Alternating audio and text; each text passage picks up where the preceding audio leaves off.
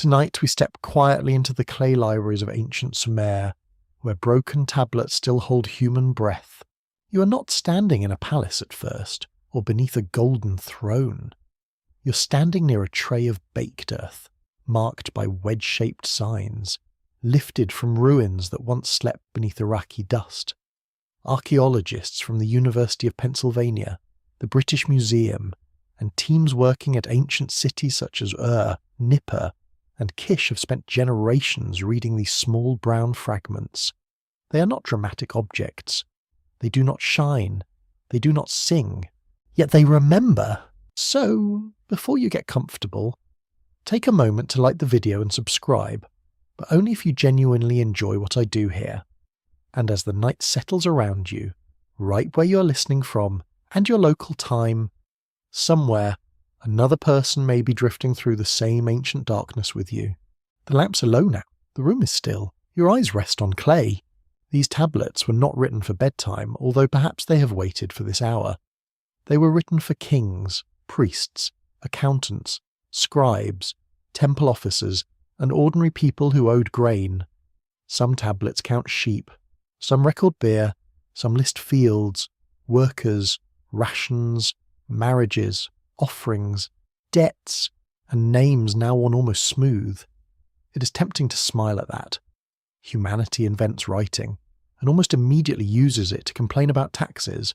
A gentle beginning, truly, but among these practical records, another kind of memory appears. It is older in feeling, colder in texture, and more unsettling in its silence.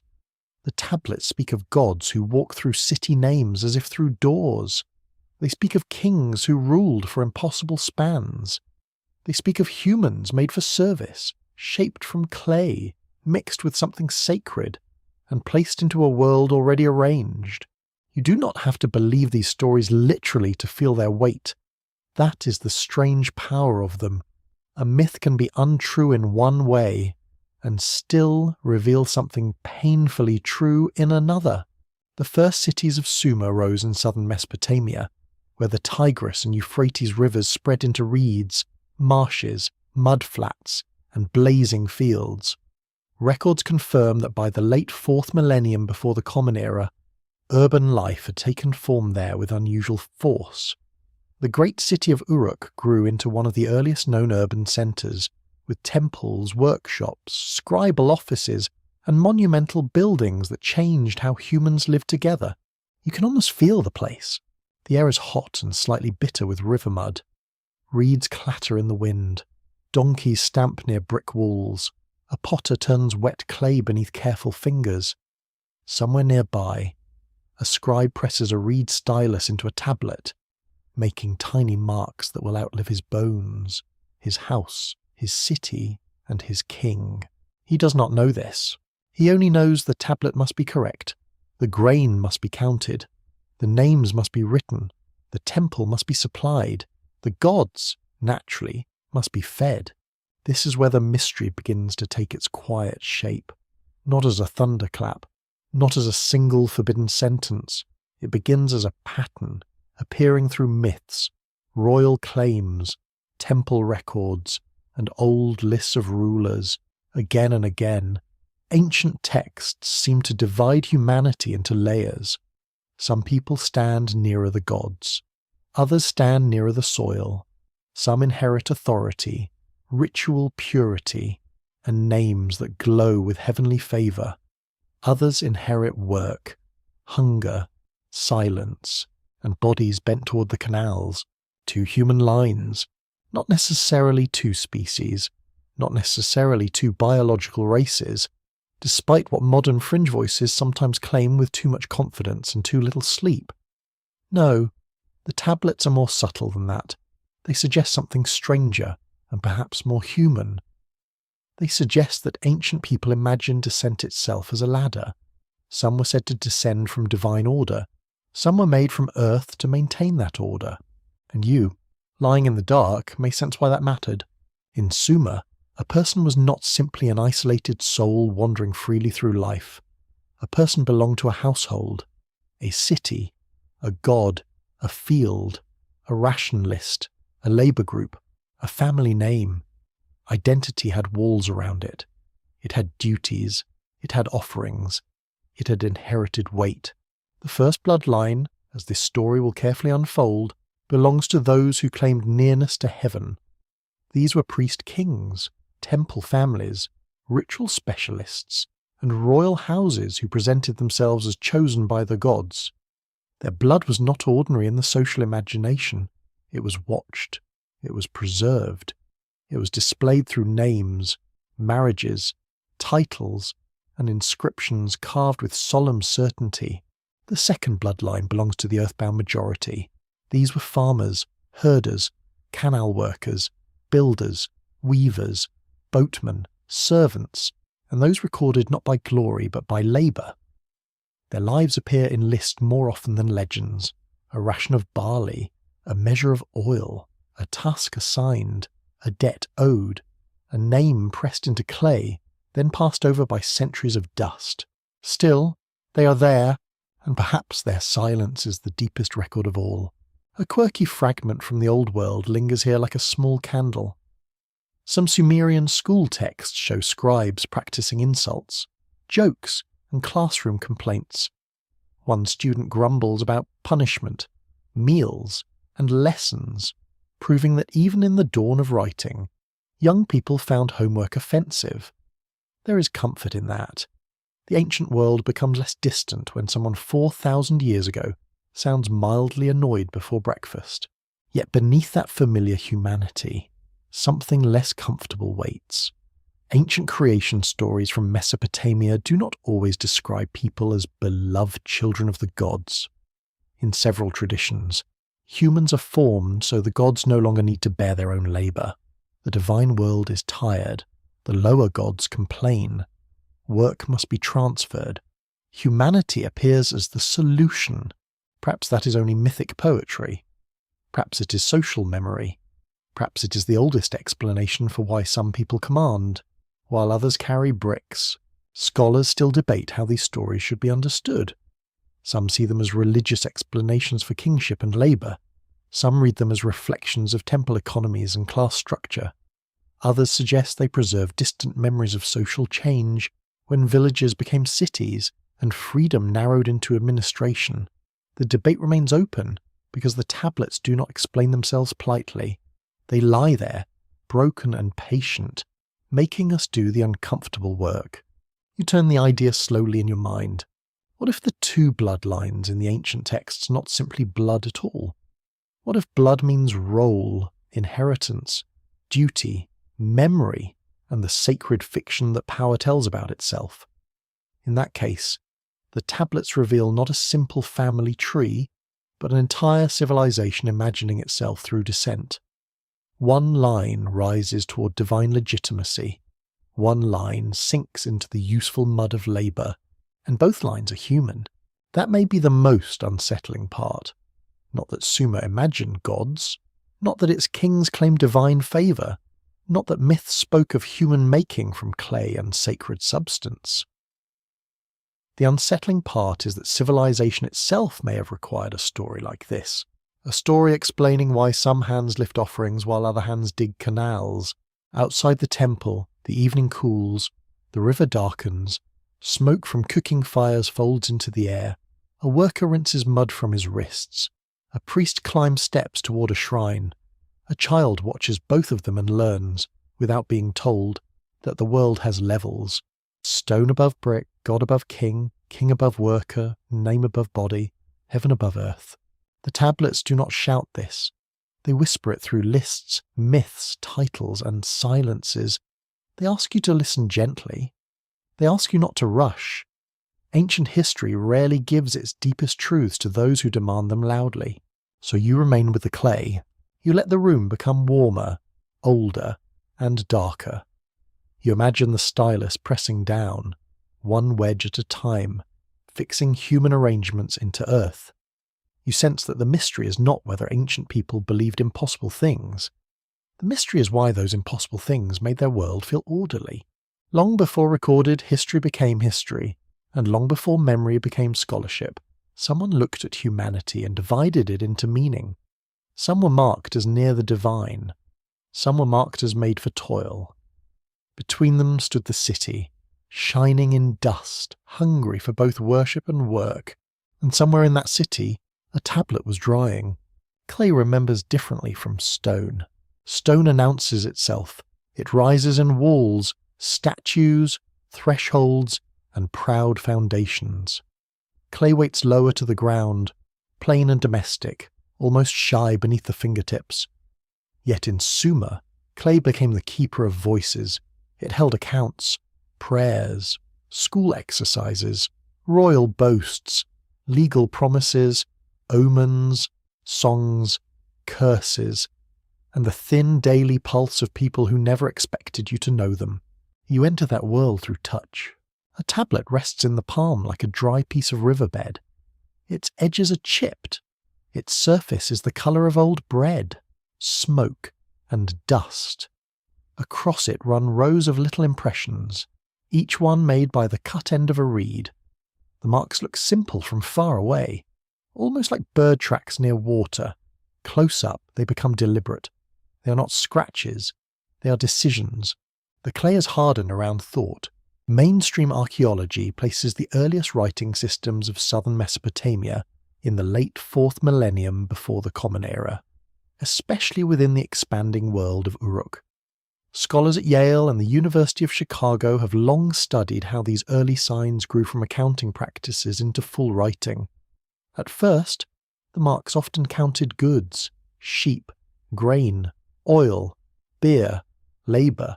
Then, slowly, writing learned to carry names, speech, memory, and myth. That change is enormous. At some point, a mark stops being only a number. It becomes a person. At some point, a list stops being only administration. It becomes a doorway into vanished lives. You begin to understand that the Sumerian tablets are not merely documents. They are a landscape of pressure, where every wedge-shaped sign is a small wound in clay. The scribes who made them lived in a world of careful hands. They learned by copying.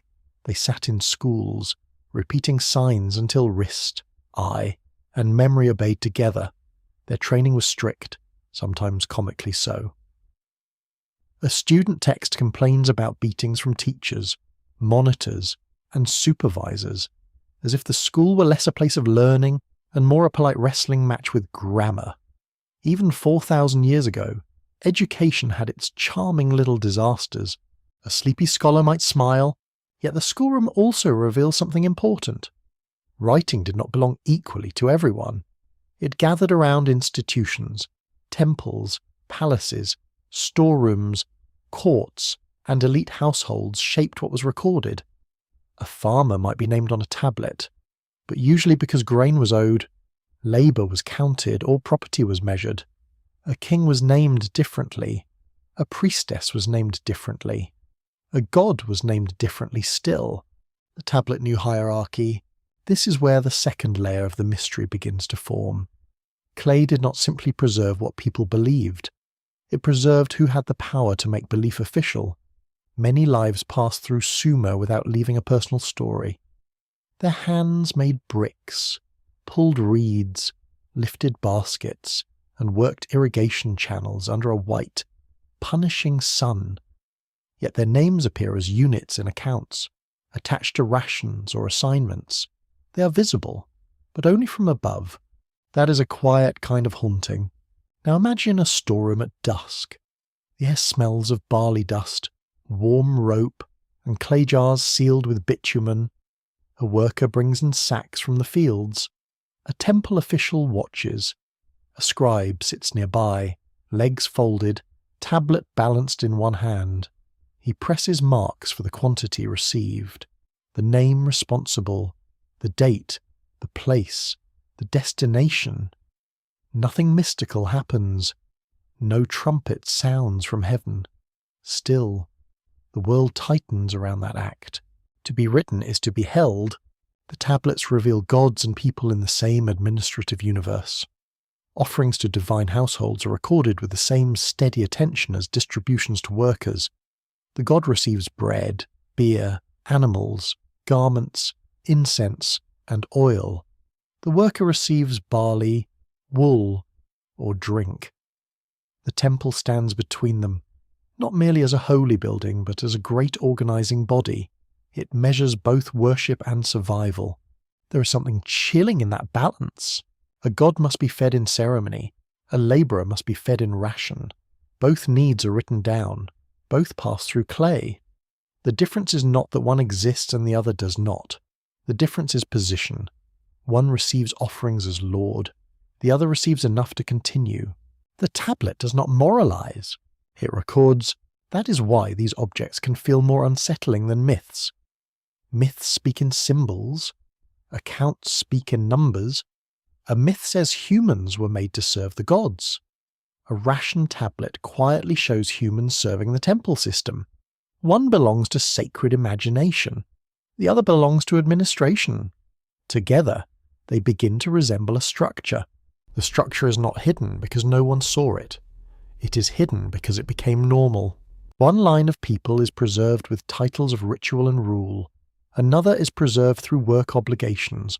One appears in hymns, royal inscriptions, and genealogical claims. Another appears in lists where grain moves through human bodies like fuel through a fire. You're not forced to imagine a secret conspiracy. The tablet suggests something more ordinary, and perhaps more enduring. Civilization teaches inequality to speak in sacred language. A council decree from later Mesopotamian legal traditions proves that cities could define status with great precision. People could be free, dependent, enslaved, priestly, royal, foreign, indebted, or attached to institutions. The exact categories changed across time and place, but the habit of classification was ancient. Human beings were sorted, named, valued, and managed. So the bloodlines begin a social memory, not blood seen under a lens, not blood tested in a modern laboratory. No ancient scribe peered into a vein and found destiny there. Blood, in these records, often means descent, household, office, purity, loyalty, obligation, and mythic origin. It is the invisible thread that lets a king say, "I belong near the gods," while a labourer is told, "You belong to the field." Perhaps that is why clay matters so much. Clay is common earth, the same substance from which humans are said to be formed in Mesopotamian creation traditions. It is beneath the feet, in riverbanks, in brick moulds, in bowls, in tablets, in the walls of houses. The medium itself seems to murmur the old idea. Humanity comes from earth. Humanity writes upon earth. Humanity is recorded by earth. Then earth closes again. A fringe tidbit drifts nearby. Strange but persistent. Some modern speculative writers have claimed the wedge marks hide codes about ancient visitors from the stars. They often lean on the brightness of gods, the heavens, and impossible kingly ages. It makes a fine midnight shiver, certainly. Yet professional Assyriologists usually point back to language, context, grammar, and material culture. The wonder does not need rockets to be deep. The wonder is already under your hand. Open scholarly debate remains alive around the earliest purpose of writing. Some researchers emphasize economic administration, especially temple and trade accounting. Others stress the growth of institutions, political authority, and the need to stabilize memory across distance. A quieter debate asks how quickly writing became a tool for shaping identity itself. Did writing merely record hierarchy, or did it help create hierarchy by making categories permanent? That question has no simple ending. You can feel it in the tablet's weight. Before the mark is pressed, an obligation may be spoken, remembered, denied, softened, forgotten. After the mark is pressed, it stands outside the body. It can be carried into a court. It can be stored in an archive. It can accuse someone after the voice that made it is gone. Clay gives memory a spine, so you move among tablets as if through a city at night. One tablet counts sheep for a temple, another lists workers, another records land. Another preserves a hymn where a goddess shines above the rooftops. Another names a king chosen by heaven. Another, perhaps broken at the crucial line, hints at origins older than any living witness. None of them tells the whole story. Together they create a murmur. You begin to hear two tones inside that murmur. The first tone is ceremonial, raised toward the high platforms, fragrant with oil, incense, and baked bread. It belongs to those who stand close to sacred names. The second is heavier, lower, mixed with mud, sweat, wool fibres, and the dull ache of shoulders. It belongs to those whose bodies keep the city alive. Both tones are pressed into clay, and clay refuses silence. The oldest memory does not arrive as a story. It arrives as a list. That is almost funny. In the softest possible way. You expect the ancient world to hand you thunder, monsters, shining heavens, and enormous doors opening in the sky. Instead, it gives you names in order. It gives you rulers. It gives you cities. It gives you numbers so vast they feel less like history and more like someone quietly testing the edges of belief. You see the tablet surface in lamplight. The signs are arranged with care, but the world behind them is trembling. A city receives kingship. A ruler reigns. Then another. Then another. Ages pass in the space of a few lines. The Sumerian king list, preserved in several versions from Mesopotamia, records dynasties that rule before and after a great flood. Scholars at Oxford, Yale, and the University of Pennsylvania have studied it as one of the most remarkable attempts from the ancient Near East to organize political memory into a sacred sequence. It is not a simple chronicle. It is stranger than that. In the list, kingship descends from heaven. It does not merely begin through ambition, conquest, election, or agreement. It comes down, as if authority is a substance poured from above into the first city. Then it moves from one city to another, carried by fate, war, ritual, and divine preference. Eridu holds it, then Bad Tibira, then Larak, then Sippa, then Shuruppak. The names feel like stones dropped into deep water. You listen for the bottom. It does not come quickly. The reigns of the earliest kings stretch beyond ordinary human measure. Some are said to rule for tens of thousands of years. The numbers are impossible if read as plain biography, unless you are very committed to making accountants cry, yet impossibility can still carry meaning. The ancient scribe may not be asking you to imagine one tired king sitting on the same throne for 36,000 years.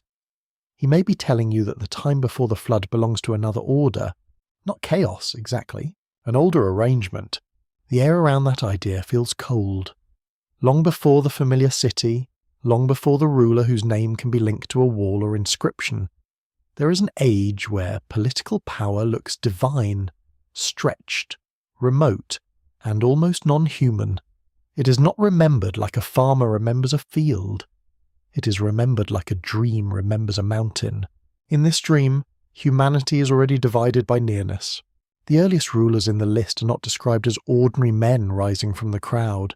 They stand in a luminous distance. They're attached to cities, yes, but also to a heavenly pattern. Their authority begins above them. Their time is swollen with sacred weight. Their names form a line that seems less like ancestry and more like a ladder disappearing into mist. This is where the first bloodline takes a shadowed outline, not as veins, not as flesh, not as something crude. It appears as a claimed descent from order. A royal line is not merely a family in this imagination. It is the vessel through which kingship can pass. It carries legitimacy like an inherited flame. If kingship descends from heaven, those who hold it must present themselves as more than fortunate men with strong walls and serious hats. And yes, ancient hats mattered. Some statues show elaborate headgear, folded garments, wide eyes, clasped hands, and faces shaped for eternal attention. They do not look relaxed. Nobody in a temple statue looks as though they just enjoyed a pleasant afternoon by the canal. They look as though time itself is watching their posture. The second line is harder to see in the king list, which is exactly the point. The workers who built the cities are not the stars of this memory. The people who cut reeds, raised walls, hauled mud bricks, and cleared canals do not occupy the sacred sequence of kingship. Their labour makes the stage, but their names do not rule upon it. They exist in the background of the list, like breath behind a song. You feel that absence. The flood in the list divides more than time. It divides ways of remembering. There is a before, vast and strange, where kingship belongs to an immense sacred order. There is another realm of memory, more grounded, where dynasties begin to look closer to human history. The flood washes between them, not only as water, but as a boundary of a knowledge. Many ancient cultures told flood stories, and Mesopotamia preserved some of the most influential. Records from Sumerian and Akkadian tradition speak of a great deluge that nearly erased humankind, sparing selected survivors through divine warning or favour. Archaeologists have found evidence of ancient local floods at several Mesopotamian sites. Though no single excavation proves one universal catastrophe covering the whole world, that distinction matters. A real flood can drown a village. A remembered flood can drown a timeline.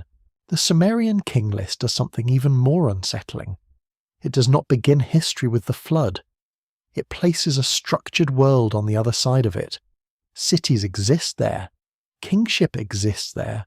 Rule exists there. Names exist there. This is not a blank darkness before civilization.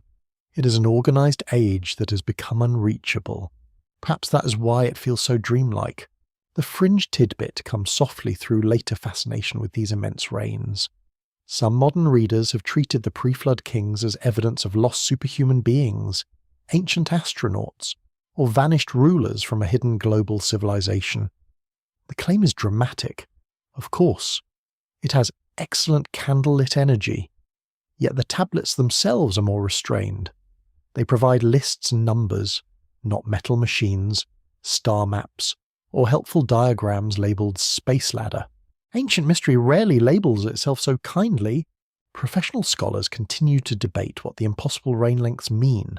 Some interpret them as symbolic numerology, where numbers express sacred magnitude rather than literal duration. Others see political theology, an attempt to show that kingship existed before any single city could claim it permanently. A further view suggests the list helped later rulers place unstable human politics into a comforting cosmic order. Each view leaves something unresolved. The numbers still loom. You sit with those numbers as night deepens. 8 kings before the flood, 5 cities receiving kingship, reigns that expand until human life seems brief as a spark. Then water comes, and the record changes its breathing. What was remote becomes nearer. What was divine becomes partly historical. What was almost beyond time becomes tangled with dynasties, rivalry, and the fragile pride of city-states. Still, the older pattern remains. Authority comes from above. It is received, held, lost, and transferred. The sacred line is not merely powerful because it commands armies. It is powerful because it claims continuity with the first ordering of the world. Its blood is imagined as a channel for heaven's decision. Its names become vessels. Its cities become containers of cosmic approval. Meanwhile, the earthbound line remains below the visible surface of the royal sequence. You find them not in impossible reigns, but in the material world required for such reigns to exist. A king may rule for mythic ages on clay, but someone must still bake the bricks. Someone must still clean the canals. Someone must still thresh grain until the palms burn and the back grows stiff. The divine order needs ordinary shoulders. That may be the quiet secret beneath the list. The highest memory depends on the lowest labour. The name of the king endures because unnamed hands create the city that gives his name somewhere to stand. The sacred descent requires earth beneath it. Heaven, in these texts, is never free from mud. You breathe slowly with that thought. The flood now becomes more than disaster. It becomes a curtain. On one side, Ancient people imagined a world ruled by colossal time, divine descent, and kings who seem almost too large for human history. On the other side, they remembered cities struggling, competing, rebuilding, and claiming that the heavenly gift had fallen into their keeping. But the curtain is not sealed. Water leaves silt. Silt leaves fields. Fields feed cities. Cities feed temples. Temples keep tablets.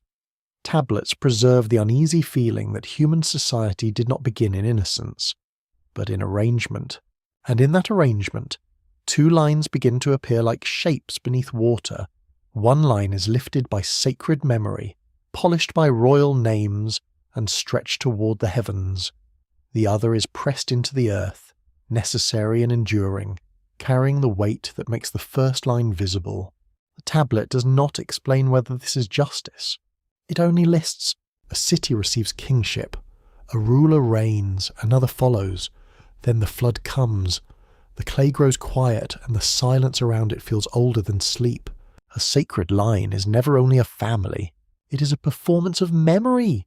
You stand now inside a city where the walls are made of sun-dried brick, and the streets hold the smell of animals, smoke, wet clay, and crushed reeds. Above the flat roofs rises the temple platform, broad and pale beneath the morning light. Its steps are not merely steps. They are a slow argument in architecture. They say that some bodies may climb higher than others. The city accepts this without surprise. At the base, people move with baskets, jars, cords, and ledgers. At the upper rooms, ritual specialists prepare oil, bread, water, wool, incense, and polished vessels. Between these levels walks the figure who matters most to this part of the story, the ruler who claims more than strength. He claims appointment. He claims favour. He claims that heaven has noticed his name. In Sumerian cities, rulers often describe themselves through divine selection. Royal inscriptions from places such as Lagash, and Uruk show kings presenting building projects, victories, and offerings as duties performed for the gods. Research associated with major university collections, including Yale and Chicago, has long emphasized that kingship in Mesopotamia was deeply tied to temple service, divine approval, and public ritual. Power wore sacred clothing. A ruler did not simply say, "I am strong." That would be rather ordinary and, frankly, a little insecure. He said the god called him, chose him, loved him, strengthened his arm, widened his wisdom, or placed the shepherd's staff into his hand. The language matters. It turns rule into relationship. It turns command into care. It turns political authority into something that seems to descend from a realm no ordinary citizen can challenge. The sacred line begins there, not in secret chambers, perhaps, but in public claims repeated until they feel older than questioning. The ruler's household becomes a vessel of continuity. His sons matter. His daughters matter. His marriages matter. His ancestors matter. His offerings matter. His body itself becomes a symbol watched by the city, dressed in wool, perfumed with oil, placed before gods in carefully shaped ceremonies. You can smell the oil. It is thick, faintly sweet, warmed by skin and lamp flame. Wool brushes against shaved arms. A bronze blade flashes in a temple courtyard. Water is poured from a jar with deliberate slowness. The priest speaks. The ruler listens. The god, unseen within the shrine, receives both silence and spectacle. This is not empty theatre. It organizes the world. The sacred line gives the city a story about why command should flow through certain people. It makes blood feel like a channel. It teaches the eye to connect household, temple, and heaven. A child born into the ruling family is not treated merely as a child. He or she becomes a future holder of names, alliances, rituals, property, and dangerous expectations. Imagine being born beneath that weight. Even sleep would have protocol. The royal child grows among officials, nurses, scribes, guards, priests, musicians, servants, and visitors bringing gifts. Every sound carries instruction. Sandals scrape on brick floors. Seals roll across wet clay. Doves flutter near courtyards. Somewhere, a teacher corrects a sign. Somewhere else, a woman in the household remembers which families are suitable for marriage and which are politically inconvenient. Ancient power did not need gossip columns. It had relatives. The idea of divine descent can appear in different forms across Mesopotamian history. Some rulers called themselves chosen servants of gods. Others went further and accepted divine honours during life or after death. The famous kings of the third dynasty of developed ceremonies and titles that placed royal authority very close to sacred status. Historians still discuss how much of this was sincere belief, political strategy, ritual necessity, or all three braided together. The braid is the important part. A sacred bloodline does not have to be biologically different to function as different. Society can make difference real through law, marriage, land, names, food, clothing, and access to sacred places. A person may carry the same red blood as a canal worker, yet be taught from birth that his blood means something higher. Meaning becomes armour. Meaning becomes inheritance. Meaning becomes a wall no spear can easily pierce. And on the tablets, so that meaning hardens, royal inscriptions love verbs of building. The ruler builds a temple, restores a shrine, digs a canal, dedicates a statue, offers a vessel, defeats an enemy, establishes justice, feeds the god, protects the city. He's shown as the energetic servant of heaven, a shepherd rather than a mere owner of people.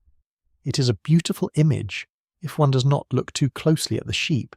There is the gentle sarcasm, very softly placed. Still, the shepherd image reveals something crucial. The sacred line claims responsibility for order. The ruler stands between divine desire and human need. If floods rise, if grain fails, if enemies approach, if omens darken, the ruler's legitimacy trembles. Sacred favour is powerful, but it is also demanding. To be chosen by heaven is to be watched by everyone below it. The temple courtyard becomes a stage of reassurance. A mainstream historical fact rests here with quiet firmness. Sumerian city-states were not unified under one permanent national government in the earliest periods. They were separate urban powers, often organised around patron deities and competing royal houses. Archaeological evidence from temples, administrative tablets, and inscriptions shows that religious institutions and political authority developed together, sometimes cooperating, sometimes competing. Always watching the flow of grain and labour, because grain is never just grain. Grain is food, salary, offering, tax, seed, debt, and stored time. The sacred line survives by controlling more than stories. It must control resources. A ruler chosen by the gods still needs granaries that do not mysteriously empty themselves. He needs scribes who can count. He needs field workers who return. He needs canals cleared before the water behaves like a rude guest. The sacred line stands high, but its roots run downward. A quirky fragment from the old cities shows rulers sometimes boasting with almost endearing specificity about building materials. They mention bricks, foundations, precious woods, shining metals, and stones brought from faraway lands. One can imagine a king admiring cedar beams with the pride of someone showing off a new kitchen renovation. Except the kitchen is a temple, and the audience includes a god. Such details matter because they display reach. The sacred household can summon foreign wood, skilled craftsmen, singers, scribes, soldiers, and food for festivals. Its bloodline appears blessed because the city's wealth is made visible around it. A bare ruler looks human, a ruler surrounded by incense, bronze, carved furniture, and him starts to look inevitable. That is how mystery becomes administration. The open scholarly debate turns toward the question of belief. Did ordinary people accept royal sacredness with devotion, with caution, with indifference, or with the resigned expression of someone who has a barley ration to collect. Scholars from institutions such as Oxford and Harvard have explored how ancient political theology worked not simply through coercion, but through repeated rituals that made hierarchy feel woven into the cosmos. Perhaps many believed deeply, perhaps some did not. Perhaps belief itself was not the point every day. A worker could bow because the god was real, because the king was dangerous, because the temple distributed food, or because everyone else was bowing and it was a poor morning to become philosophical. Yet the sacred line remained. It lived in names spoken before statues. It lived in seals impressed upon tablets. It lived in marriage alliances, burial goods, ceremonial clothing, and the controlled memory of ancestors. It lived in the idea that some families were closer to the first descent of kingship than others. It lived wherever a child learned that power can pass through blood if enough people agree to kneel around it. Night lowers over the temple. The ruler's statue stands with clasped hands. Its eyes are wide, made to gaze forever. It does not sleep. It does not hunger. It does not age as a body ages. The real ruler will die. Of course. His breath will thin. His skin will cool. His bones will join the city's dust. But the line, if protected carefully, can pretend not to die with him. That is the sacred trick. Blood becomes continuity. Continuity becomes authority. Authority becomes a story told in clay, brick, hymn, and ceremony. And the person listening in the dark begins to understand how one human line could be lifted above another without needing wings, stars, or miracles. All it needed was a god's name, a temple platform, a trained scribe, and a city willing to remember in the proper direction. The earthbound line begins where the city grows hungry. Not hungry in the simple way of one mouth asking for bread. This is a larger hunger made from brick walls, temple kitchens, wool workshops, storerooms, canals, festivals, guards, scribes, animals, and gods who must never appear neglected. A city does not merely live, it consumes. It draws grain from fields, reeds from marshes, fish from rivers, wool from flocks, and strength from human backs. You feel the ground first. It is damp near the canal edge, then hard and cracked beneath the sun. Mud clings to ankles. Flies gather where animals stand. The smell is thick with water plants, sweat, dung fuel, and warm barley. Beyond the fields, the temple platform rises like a pale hill made by human hands. It is beautiful from a distance. Close up, it is labour stacked into shape. The earthbound line is not announced with hymns. It appears in lists, a name, a measure of barley, a work group, a field assignment, a flock, a canal section, a ration for a woman grinding grain, a ration for a child, a ration for an old worker whose body still belongs, somehow, to the machinery of survival. The tablets do not pause to admire them. They count them. This is the second line, not low because it lacks humanity. Low because the city places it near the soil, near production, near repetition. These people are the hands through which the world becomes usable. They dig, plant, harvest, carry, weave, grind, bake, herd, row, shape bricks, and stand in lines while someone with a stylus decides what their effort is worth. It is a very ancient feeling. Research from major American university collections has shown that Sumerian administrative tablets preserve thousands of ration records for workers attached to temples and large households. These records often include men, women, and children receiving grain, oil, wool, or beer. They remind us that early urban life depended not only on kings and priests, but on organised labour measured with unsettling precision. The precision is the chill. A myth may tell you that humans were created for service. An account tablet shows you service broken into daily portions. Here is the person, here is the work, here is the ration, here is the institution. Nothing needs to be shouted. The quietness makes it stronger. You walk beside a canal at dawn. The eastern sky is still pale. Frogs hide in the reeds. A man bends with a basket, his shoulders already marked by older burdens. Another lifts silt from the channel. A woman nearby shakes barley from a woven container, checking for stones before grinding begins. Children chase each other for a moment until an older voice calls them back toward work. The day has teeth. Water must be guided through fields, because southern Mesopotamia is both gift and threat. Too little water, and crops fail. Too much water, and channels break. Fields drown. Soil hardens with salt, and people mutter darkly about divine moods. Irrigation requires coordination, and coordination requires authority. Authority, being authority, soon discovers that it enjoys having records.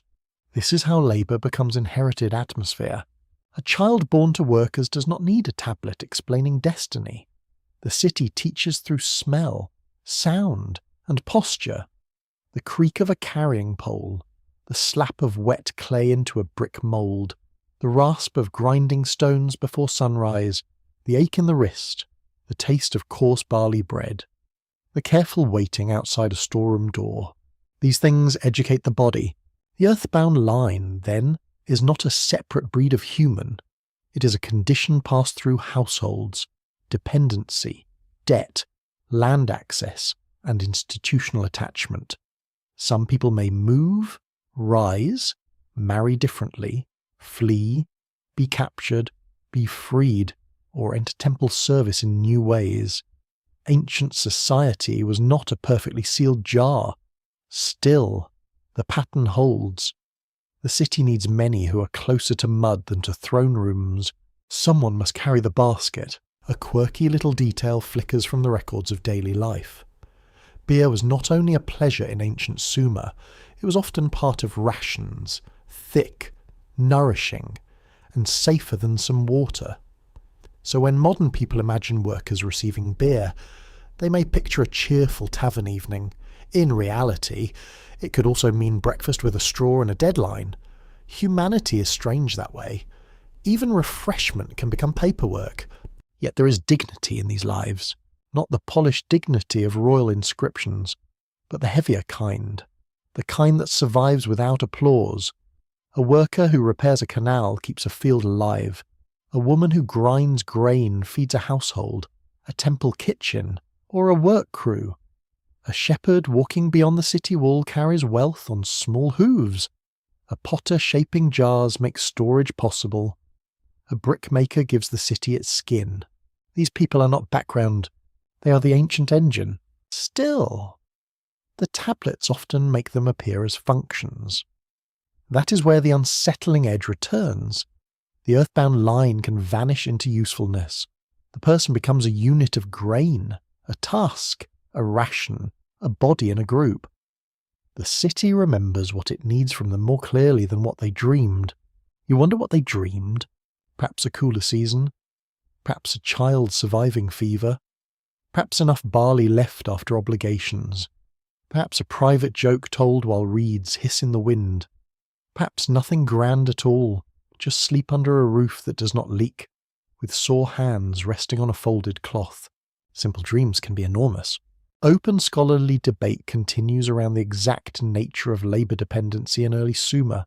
Some historians emphasise temple households as redistributive systems that could support large populations. Others stress inequality, coercion, and the growth of institutions that captured human time. A third view asks whether these categories change dramatically between cities, since Uruk, Lagash, Nippur, and Ur did not live identical lives. The clay gives evidence, but not comfort. It tells us workers received rations. It does not always tell us whether they felt protected, trapped, proud, desperate, all of these in 1 week. Ancient people rarely fit neatly inside modern moods. A dependent worker might curse the overseer, pray to the city god, enjoy a festival, fear debt, love a child, and laugh at neighbour's donkey, all before sunset. Humanity refuses simplicity. The two-line idea becomes more complex here. The sacred line claims descent from heaven's order. The earthbound line is described through creation for labour, through connection to clay, through the daily obligations that make temples and palaces possible. Yet the earthbound people are also closer to the substance of life. Grain passes through their hands, water obeys their channels, bricks keep the shape they give them. Perhaps the lower line is not lesser in truth. Perhaps it's only made lower by the story power tells. There is a hidden irony in this. Kings boast of building temples, but workers build them. Priests present offerings, but workers produce them. Gods receive bread, but women grind the flour. Divine statues gleam in sanctuaries, but craftsmen polish the surfaces. The sacred line shines because the earthbound line keeps feeding the lamp. You hear the grinding stone again. It moves in a slow rhythm, back and forth, wearing grain into flour and time into memory. Dust settles on forearms. A child coughs. Outside, a herder calls to goats, farther away. A scribe presses marks into a tablet, and another human life is reduced to an entry that somehow survives 4,000 years. There is mercy in survival. Even a rationalist can rescue a name from the dark. It may not tell us the worker's favourite song, or the shape of her hands, or whether he feared the overseer, but it says someone stood there, someone received grain, someone belonged to the city's vast appetite. Someone's life pressed, indirectly, into clay. The earthbound line is made of such someone as not one hero, not one dynasty, a multitude. And as night folds over the fields, the canal water reflects a few cold stars. The workers return through narrow streets, carrying the day inside their muscles. The temple still rises above them, pale in moonlight, but its height feels different now. It is not only sacred ambition, it is labour made vertical. The city sleeps on their backs. The tablets know this, even when they do not say it kindly. Beneath the names of kings, beneath offerings to gods, beneath the old stories of clay-shaped humans, there remains the line that bears the weight of civilization itself. Earth to hand to brick, brick to wall, wall to temple, temple to heaven. And the human body stands quietly in the middle. A temple is not only a house for a god, it is a machine with incense. You approach it in the heat of the day, when the city seems to shimmer and breathe like a living creature. The streets are narrow, pressed between walls of baked and unbaked brick. Shadows gather in doorways. Dogs sleep beside thresholds. Somewhere, a bronze tool rings against stone with a thin, patient sound. Above everything, the temple platform rises, its upper walls catching the light before the lower streets do. It looks holy. It is also practical. That double nature is the secret of the Sumerian temple system.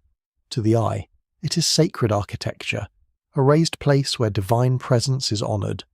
To the stomach, it is a granary, bakery, brewery, wool store, workshop, and employer. To the scribe, it is a centre of accounts. To the worker, it is the place where tasks are assigned and rations are measured. To the ruler, it is a source of legitimacy, wealth, and danger. Danger, yes. A temple can bless a king, but it can also outlive him. The god's household is treated almost like a great estate. Fields may belong to it, herds may feed it, workers may serve it, offerings flow into it during rituals, festivals, and regular daily service. Records from Sumerian cities confirm that temples held economic power, especially through the management of grain, livestock, textiles, and labour.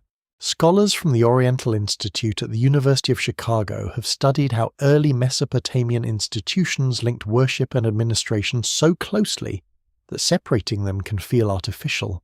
The ancient city would not understand that separation. For Sumer, religion was not a private corner of life.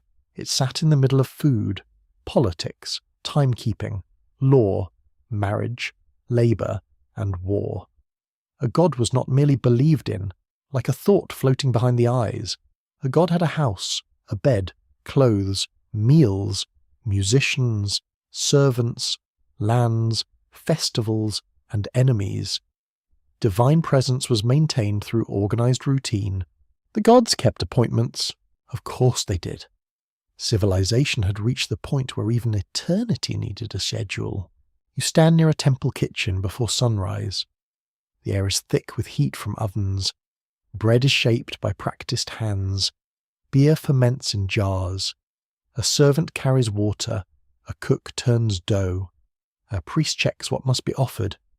A scribe notes quantities with calm attention. Nothing here feels like misty legend. It is flour, sweat, smoke, and duty. The sacred becomes edible. This is where the two human lines begin to move through the same corridors. The sacred line approaches the god through ritual authority.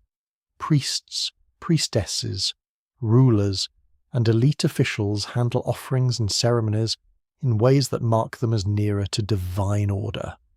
The earthbound line supplies the grain, fuel, wool, animals, jars, labour, and cleaning without which the god's house would become embarrassingly mortal. A shrine without bread is only a room. This thought may feel slightly disrespectful, but the tablets themselves encourage it. They count offerings because offerings had weight. They record animals because animals had value. They list workers because ritual needed hands. The god may dwell beyond human hunger in theological imagination, but the god's statue, house, and servants exist inside a material system. Somebody must sweep the floor. This is not a small detail. The temple system turns belief into circulation. Grain comes from fields. It enters storage. Some becomes offerings. Some becomes rations. Some becomes seed. Wool becomes garments for gods, elites, and workers. Animals become sacrifice, wealth, breeding stock, and feasting. Labour becomes walls, canals, textiles, and rituals. The city breathes through this exchange. You hear the breath in the courtyard. Sandals scrape. Sheep bleat. Water splashes from a jar. A reed pen presses into clay. The scent of incense drifts above less poetic smells from animals and damp straw. A musician tests a stringed instrument. A child coughs near a doorway. Someone laughs softly, then stops when an official turns. The temple has ears. Its power rests not only in fear, but in dependence. A worker may receive food from the institution. A craftsman may rely on temple orders. A widow may find protection in a temple household, though never without obligation. A priest may gain status from proximity to the god. A ruler may display devotion by building, restoring, or endowing the shrine. Everyone is tied to the sacred machine by a different cord. Some cords are silk, some are rope. A mainstream historical fact sits solidly beneath this image. The great temple complexes of early Mesopotamia were built with mass labour and careful planning. At sites associated with Uruk, archaeologists have uncovered large public buildings whose scale suggests organised production, storage, and ritual activity. These were not random shrines built in spare afternoons by enthusiastic neighbours.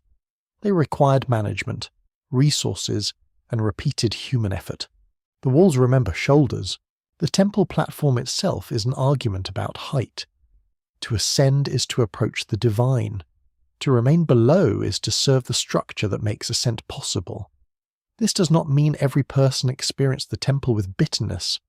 Many probably felt pride, devotion, fear, gratitude, and belonging. A festival could bring music, food, colour, procession, and relief from ordinary labour. Yet even joy may follow a route laid out by power. A procession moves through the street. You see garlands, polished vessels, priests in clean garments, officials walking with solemn faces, and ordinary people watching from crowded edges. The statue of the god may be carried or represented in ritual movement. Music trembles in the air, dust rises beneath feet. For a moment, the city becomes one body, looking in the same direction. It is beautiful. It is also organised. A quirky fragment from Mesopotamian temple life lies in the care of divine statues. In later records especially, statues could be washed, dressed, fed, entertained, transported, and even treated as if offended by improper service. Imagine being the official responsible for making sure a god's wardrobe is acceptable. It is a heavy job, and probably not one where you want to hear, "Good enough." Sacred maintenance is never relaxed. The divine image concentrates the logic of the system. It is human-made, yet treated as inhabited by divine presence. Craftsmen shape it, priests activate it, workers provide its setting, elites sponsor its ornaments, worshippers bring offerings, scribes record its possessions. The god appears above society, yet every part of society is required to sustain that appearance. Perhaps this is the hidden structure being reconstructed, not merely two bloodlines side by side, but two functions within a sacred economy. One line names, blesses, interprets, rules, and mediates. The other line produces, carries, repairs, feeds, and endures. Their relationship is not accidental. It is designed into the daily rhythm of temple life. The debate among scholars remains delicate. Some describe temples as centers of redistribution that gathered goods and supported communities in a harsh environment. Others warn that such language can make control sound gentler than it was. A growing discussion asks how ordinary people understood their own participation in temple systems. Were they servants of gods, clients of institutions, dependents of elites, or all at once? The answer shifts like water. You cannot reduce the temple to exploitation alone. That would flatten the hymns, festivals, prayers, and real devotion that animated life. You cannot reduce it to piety alone either. That would ignore the rations, overseers, storehouses, and labour lists. The temple is both lamp and ledgers. It glows while counting. This is why it holds the story so firmly. Inside the temple, the sacred line becomes visible through robes, titles, ritual access, and closeness to the hidden chamber. The earthbound line becomes visible through movement, burden, production, and service. One line touches the symbols of heaven. The other touches the materials that keep heaven present on earth. The god's bread contains both. Evening comes. The oven's cool. The storeroom doors are sealed. A scribe presses a final mark into wet clay, then sets the tablet aside. The courtyard empties slowly. The high platform glows red in the last light, while shadows fill the lanes below. Somewhere, a worker eats from a ration bowl. Somewhere above, a priest closes a shrine door. The city exhales. Nothing has ended. The machine will begin again at dawn. Grain will be counted. Offerings will be prepared. Names will be written. Labour will move. Blessings will be spoken over systems that are older than any one person living inside them. And the temple will stand between heaven and hunger, calm as a mountain, busy as a market, sacred as a prayer, and practical as a locked storeroom. The gods of Sumer didn't live on clouds alone. They lived in houses. That idea may seem strange at first, unless you let the ancient city teach you slowly. A god has a name, a room, a bed, a table, a doorway, a festival route, servants, songs, and meals. The divine is not vague here. It is not a gentle feeling floating somewhere beyond the blue sky. It is local, powerful, demanding, and carefully maintained through bread, beer, meat, oil, wool, and attention. You stand near the inner rooms of a shrine. The air is warmer here, trapped behind thick walls. It smells of lamp smoke, barley cakes, clean water, and old wood. Fine cloth hangs in the dimness. A polished vessel catches a thin thread of light. Footsteps become softer as people move inward, because certain spaces teach the body to lower its sound. Even your breathing feels watched. The god is not visible to everyone. That is important. Access itself creates meaning. Some people may bring offerings to an outer court. Others may prepare them. Others may record them. Only a smaller group may approach the most sacred chamber, where the divine image is housed and served like a living ruler. The arrangement turns distance into reverence. The sacred line thrives on distance. Priests, priestesses, temple administrators, and rulers do not merely own special duties, they manage nearness.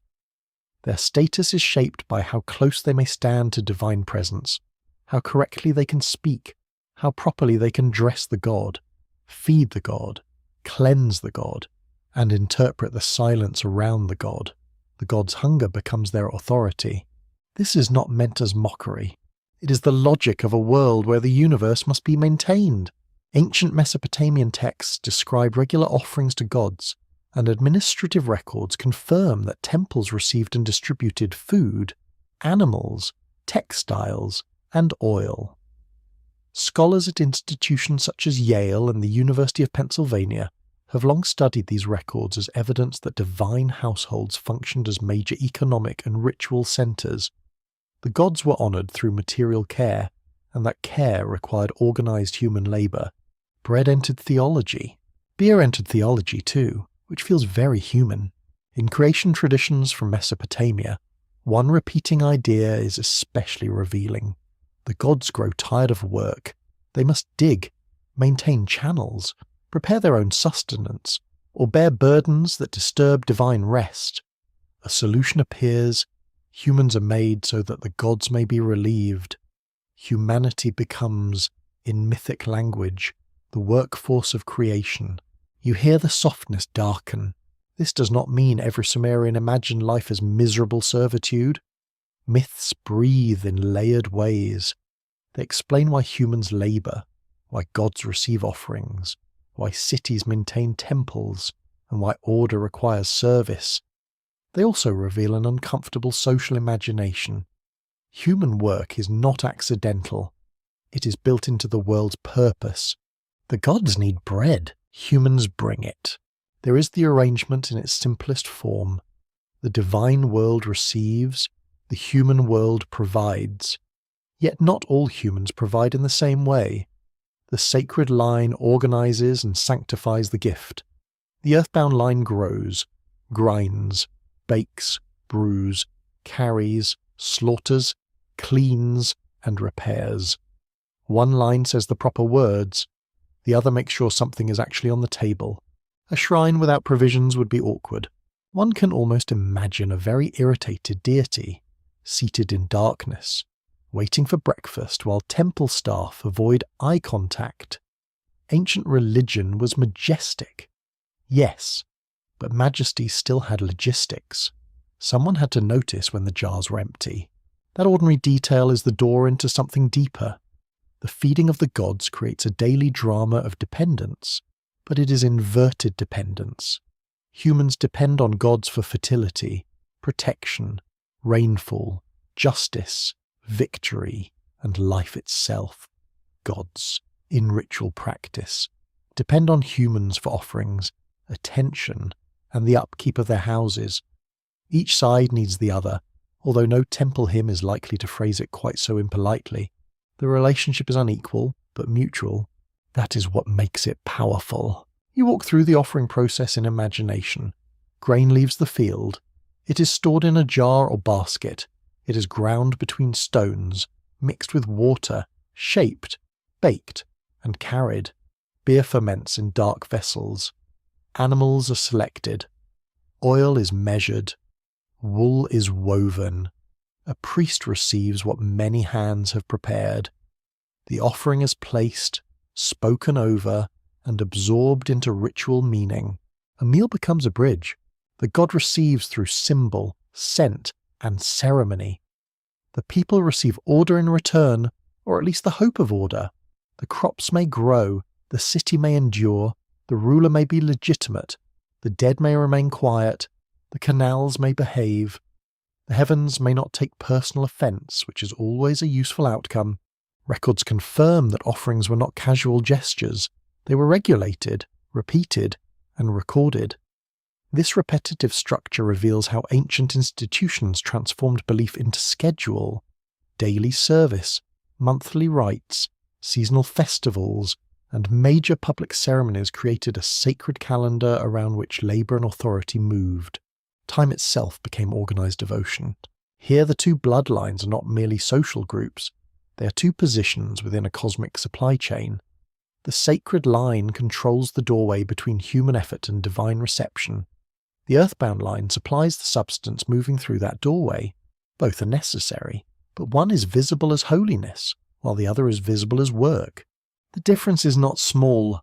To be visible as holiness is to be remembered with reverence. To be visible as work is to be remembered with measures. A priest may appear in a ritual title. A king may appear as beloved of a god. A worker may appear beside barley, wool, or oil. The clay preserves all three, but not equally. The tablets have manners. They also have biases. A quirky fringe tidbit drifts here from later interpretations of Mesopotamian gods. Some modern writers imagine the gods as literal extraterrestrial visitors who demanded food from humans like hungry nobles from the stars. It is a colourful image, and perhaps useful if one has run out of ordinary mysteries. Yet the texts themselves are more intimate. They speak from a world where gods, cities, statues, and offerings were woven into one living system. The mystery does not need a spacecraft. It only needs a kitchen. That may be more unsettling. A distant alien can be dismissed. A sacred kitchen cannot. It reveals how deeply power enters ordinary life. The bread a worker makes can become divine property. The grain a farmer grows can become proof that the city stands in proper relation to heaven. The ritual meal turns labour into worship, whether every worker experiences it that way or not. You pause at the threshold. Inside, the god's table is prepared. Outside, the city sweats. Between them, officials move with trained seriousness. The scent of roasted meat mingles with incense. Flies gather in a patch of sunlight. Someone fans smoke away from the doorway. Someone adjusts a garment. Someone writes. Always someone writes. The open scholarly debate asks how far we should go in reading these systems as economic control. Some historians emphasize sincere religious devotion and the belief that gods truly owned their temples and lands. Others point to institutional power, arguing that temple households could gather resources under sacred authority. A more cautious view holds both together, because ancient people did not divide religion and economy the way modern minds often try to do. The ancient world is not neatly sorted. It resists your boxes. Perhaps a farmer offered grain with reverence. Perhaps he offered it because refusal would be dangerous. Perhaps both feelings sat together in his chest. Human beings are perfectly capable of devotion and resentment at the same time. Anyone who has attended a family ceremony while hungry understands this on a smaller scale. The gods who needed bread also needed stories. Stories explained why the bread was owed. Stories explained why humans existed. Stories explained why temple service mattered. Stories explained why certain people could approach the divine table while others remained at its edges. A creation myth and a ration tablet, placed side by side, do something remarkable. One tells you the world's reason. The other tells you its procedure. Reason and procedure are a powerful pair. By night, the offerings have been made. The vessels are cleared. The shrine door is closed.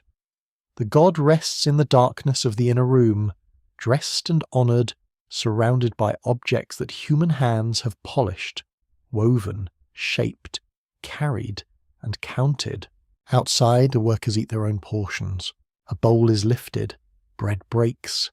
Beer passes from one hand to another.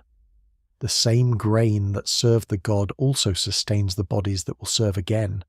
The circle is complete, though not equal.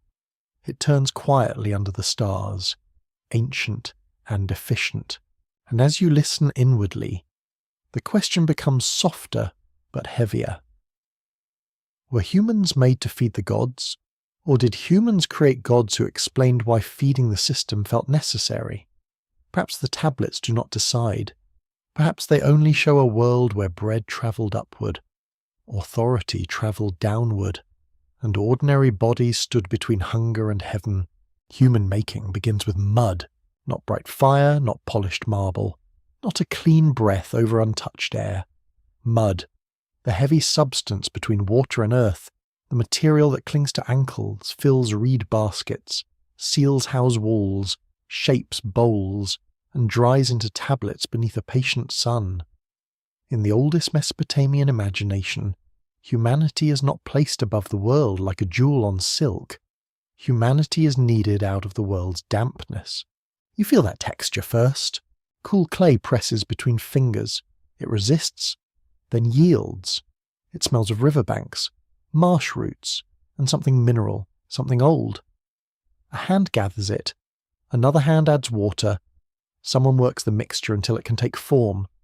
The same substance that becomes a brick, a jar, or a tablet can also become a human body in mythic thought. That is not accidental.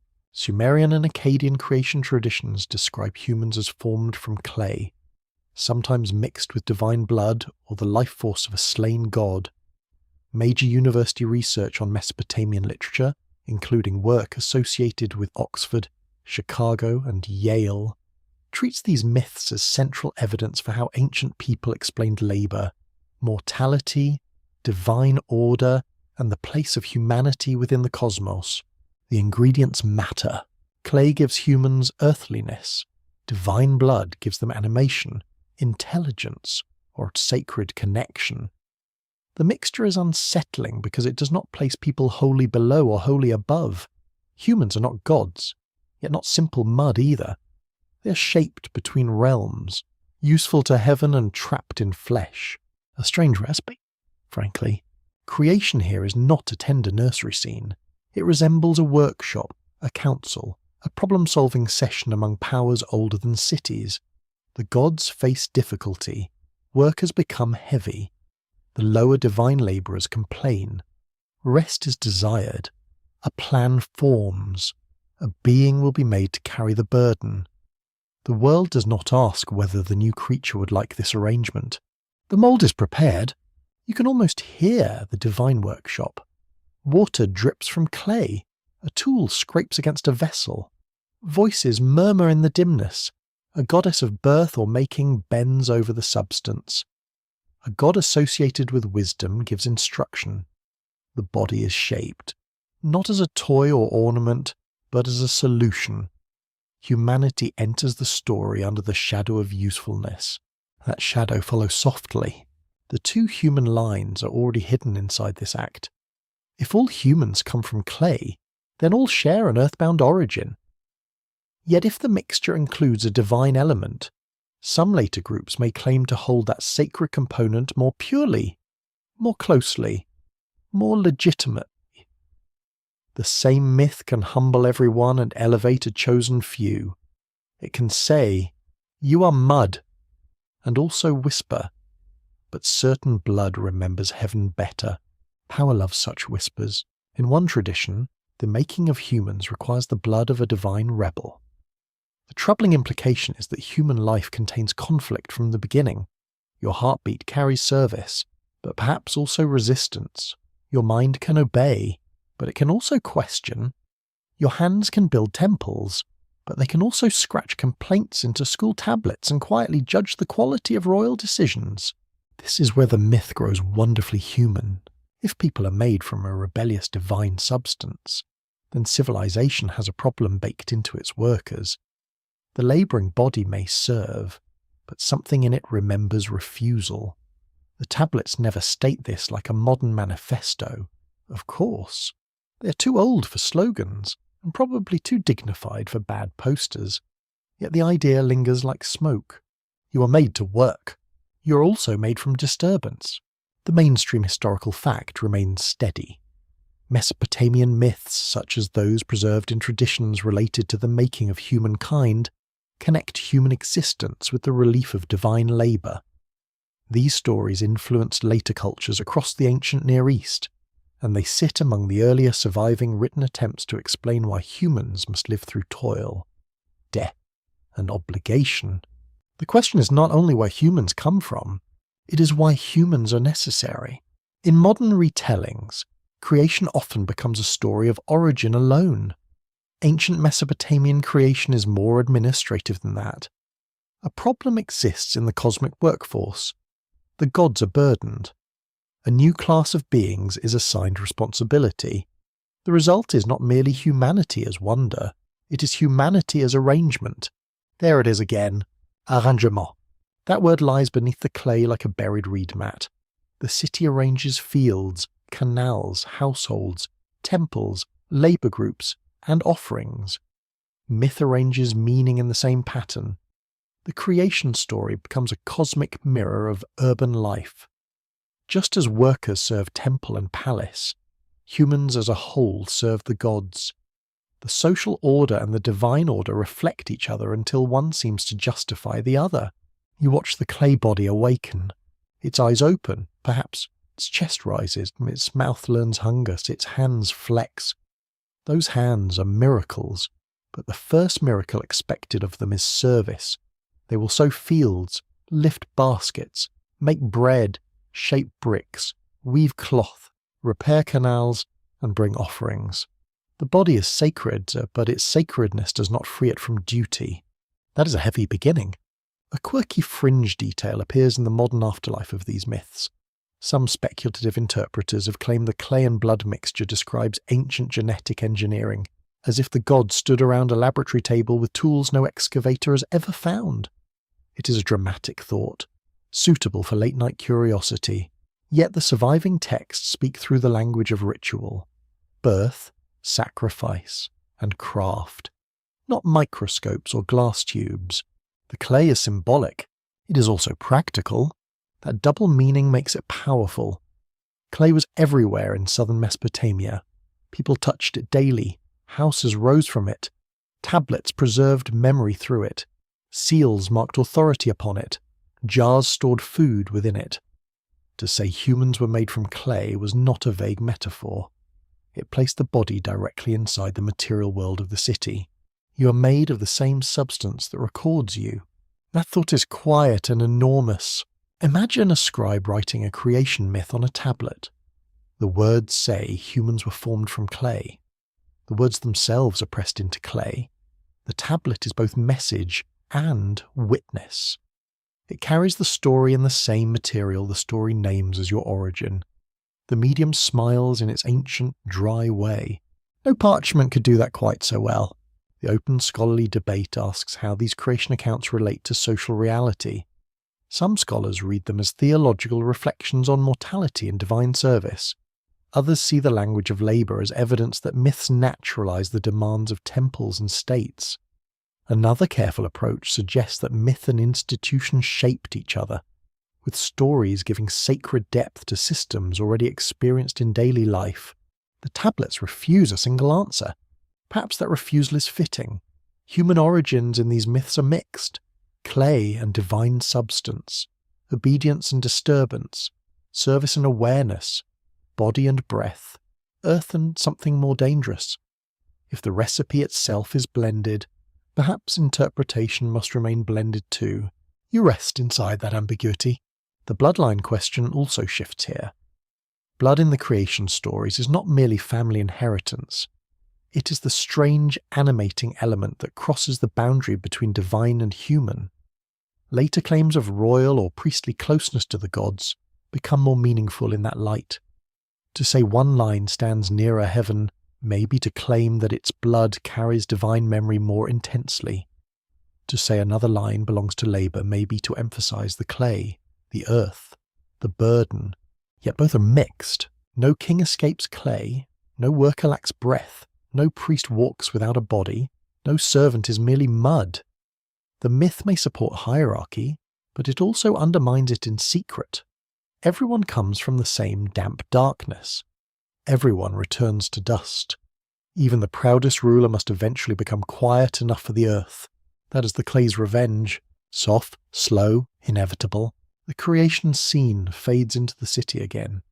A child stamps wet mud around a courtyard wall. A woman shapes a jar near the doorway. A brickmaker turns moulded clay into rose beneath the sun. A scribe dries tablets on a shelf.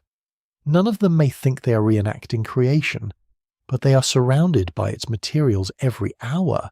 The world is made again by ordinary hands.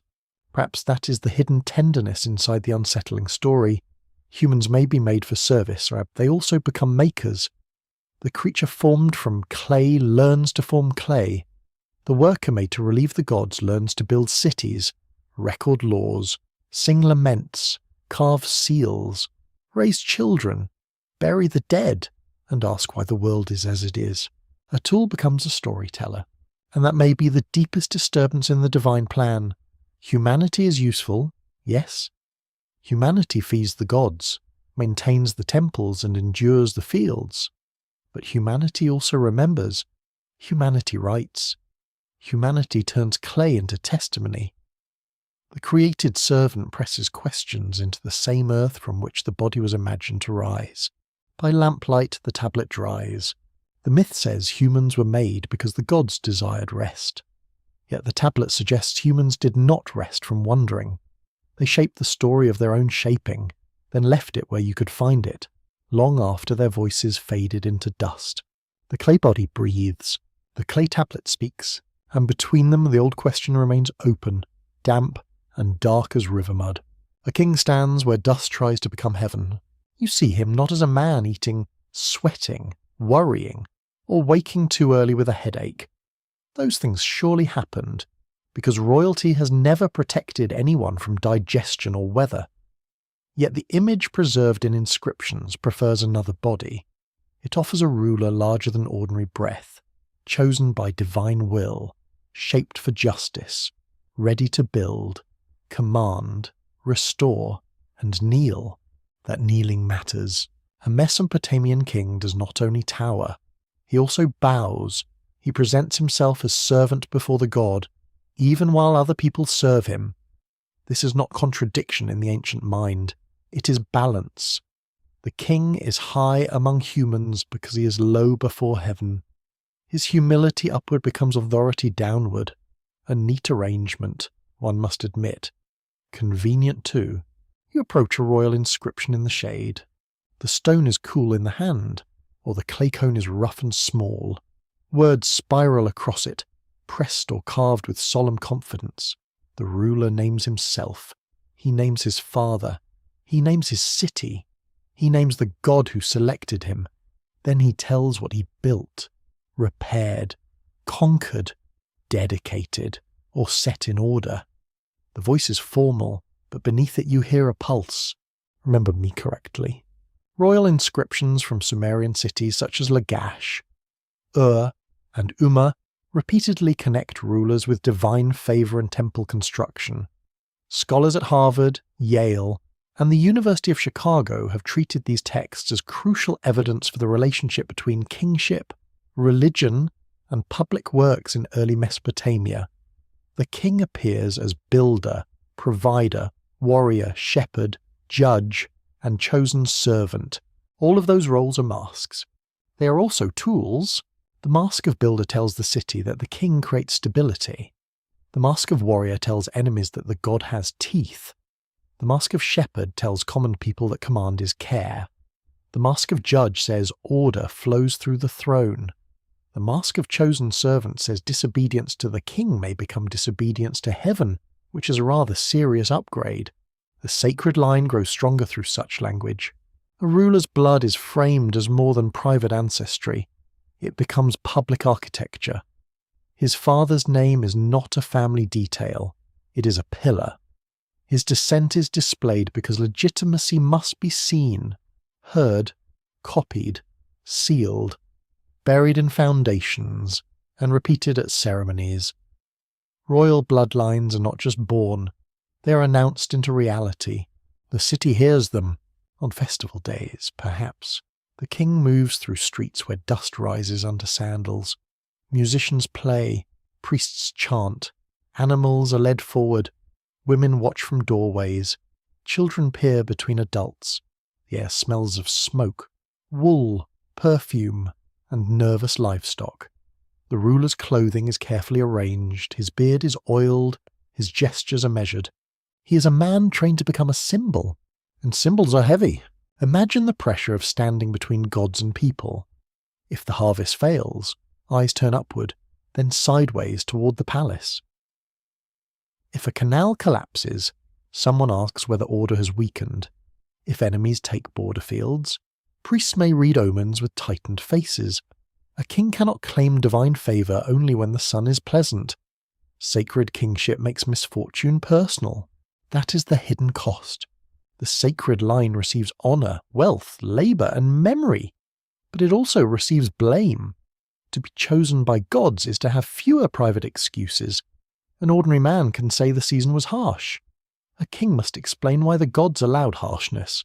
He must build better, sacrifice more, punish properly, consult omens, strengthen walls, and appear confident while everyone quietly wonders. This is where the tablets show anxiety beneath grandeur. Royal inscriptions often sound certain because they must.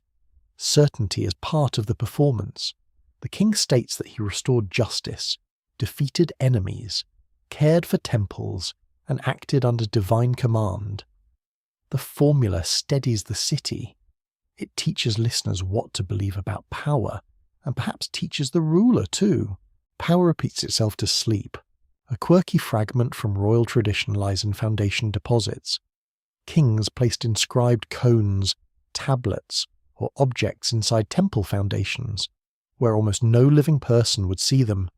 They wrote for gods, future rulers, and perhaps for the earth itself. It is oddly touching. Imagine leaving a message under a floor, trusting that memory sometimes travels best through darkness. The hidden object says, "I built this." The building answers by standing, yet the earthly body of the king remains fragile. He cuts his foot on stone. He coughs in dust. He ages. He worries about sons, rivals, omens, and officials with suspiciously calm faces. The sacred line depends on continuity, because each individual ruler is temporary. Bloodline solves the terrible problem of mortality by pretending a role can pass smoothly from body to body. It rarely passes smoothly.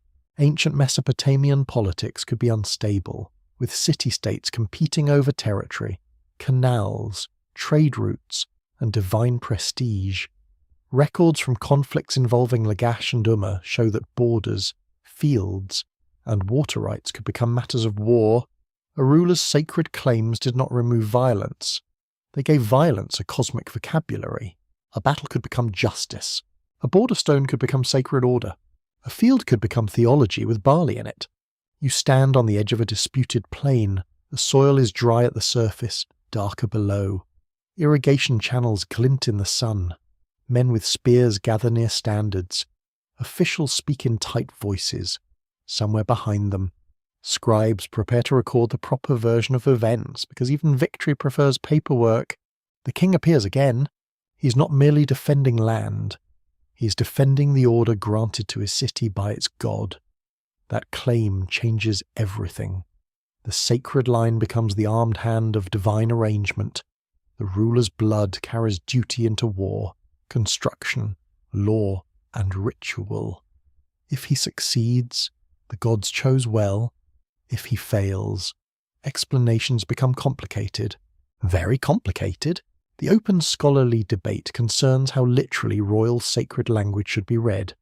Some historians argue that kings and subjects genuinely believe divine favour governed political success.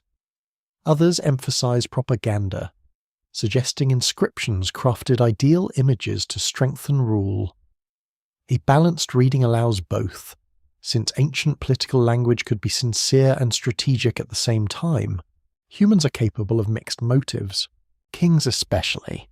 A ruler may believe the god chose him and still enjoy the palace storerooms. A priest may sincerely serve the deity and still appreciate influence.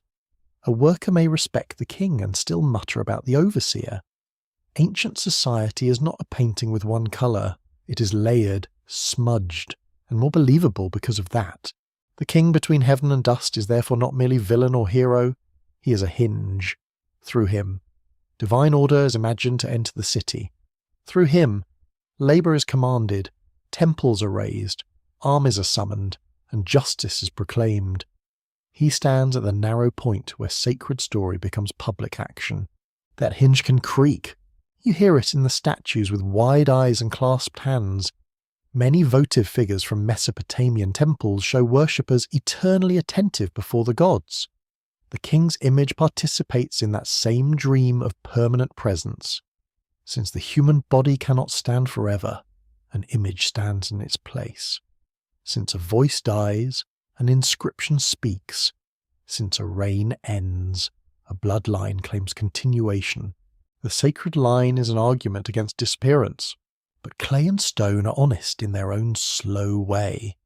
They preserve a king's name, yet they also preserve the workers who supplied his world. A royal inscription may proclaim a temple built by divine command, while administrative tablets record the grain, labour, animals, and materials that made such devotion possible. The bridge between heaven and dust still requires many feet on the ground. The king rises because others carry. That truth does not destroy the sacred line. It reveals its dependence. The ruler may be chosen, but he is never self-sufficient. His closeness to heaven must be staged through earthly systems. His divine favour must be fed, clothed, sung, guarded, and written down. Even his memory needs maintenance. The evening light softens the palace wall. A scribe stores a tablet. A servant closes a wooden door. A guard leans on a spear, trying not to yawn. Somewhere within, the ruler sits beneath the burden of names. Outside, the city continues in its thousand small motions, unaware that future centuries will find his inscriptions and wonder whether he believed every word. Perhaps he did. Perhaps belief and need became one voice. You let the image settle. A king stands at the meeting point of height and earth, sacred line and human limitation, divine claim and mortal breath. He is dust speaking upward. He is heaven speaking downward. He is also a man in a hot city, surrounded by officials, hoping the canals hold. And in that hope, he becomes almost ordinary again. Names are never innocent in an ancient city. They sit on clay like small sealed doors. A name can tell whose child you are, which god watches your household, what office your family holds, what debt follows you, what field feeds you, and which room you may enter without being stopped. In Sumer, a name is not only sound, it is a place in the human arrangement. You lean close to the tablet. The signs are compact, careful, and almost dry. One line gives a personal name, another adds a father's name, another may identify a profession, a status, a household, a temple office, or a transaction.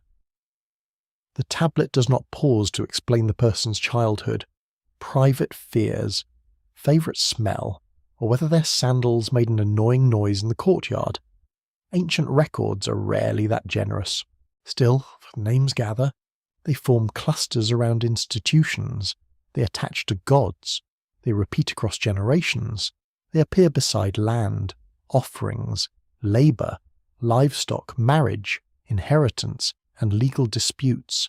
Slowly, a hidden social map begins to rise from the clay. It is not drawn with roads, but with relationships. The map has levels. Some names carry divine elements, invoking major gods or goddesses. Others mark household identity. Some titles reveal priestly rank, scribal work, administrative authority, military duty, craft skill or labour obligation. Scholars working with collections at Chicago, Yale, and the University of Pennsylvania have shown how names and titles in Mesopotamian tablets help reconstruct kinship, economy, social status, and institutional belonging. The tablets are small. The network is immense. This sacred line can often be traced through titles that gather around temples and palaces. A person may be described as a ruler, priest, high official, temple administrator, royal daughter, royal servant, scribe, overseer, or wife connected to an elite household. These titles do not merely describe work. They place a person within the controlled space of authority. They say who is allowed to stand near important things. The earthbound line appears differently. It may appear through occupational names, ration lists, field teams, workshop groups, herding records, and labour rosters.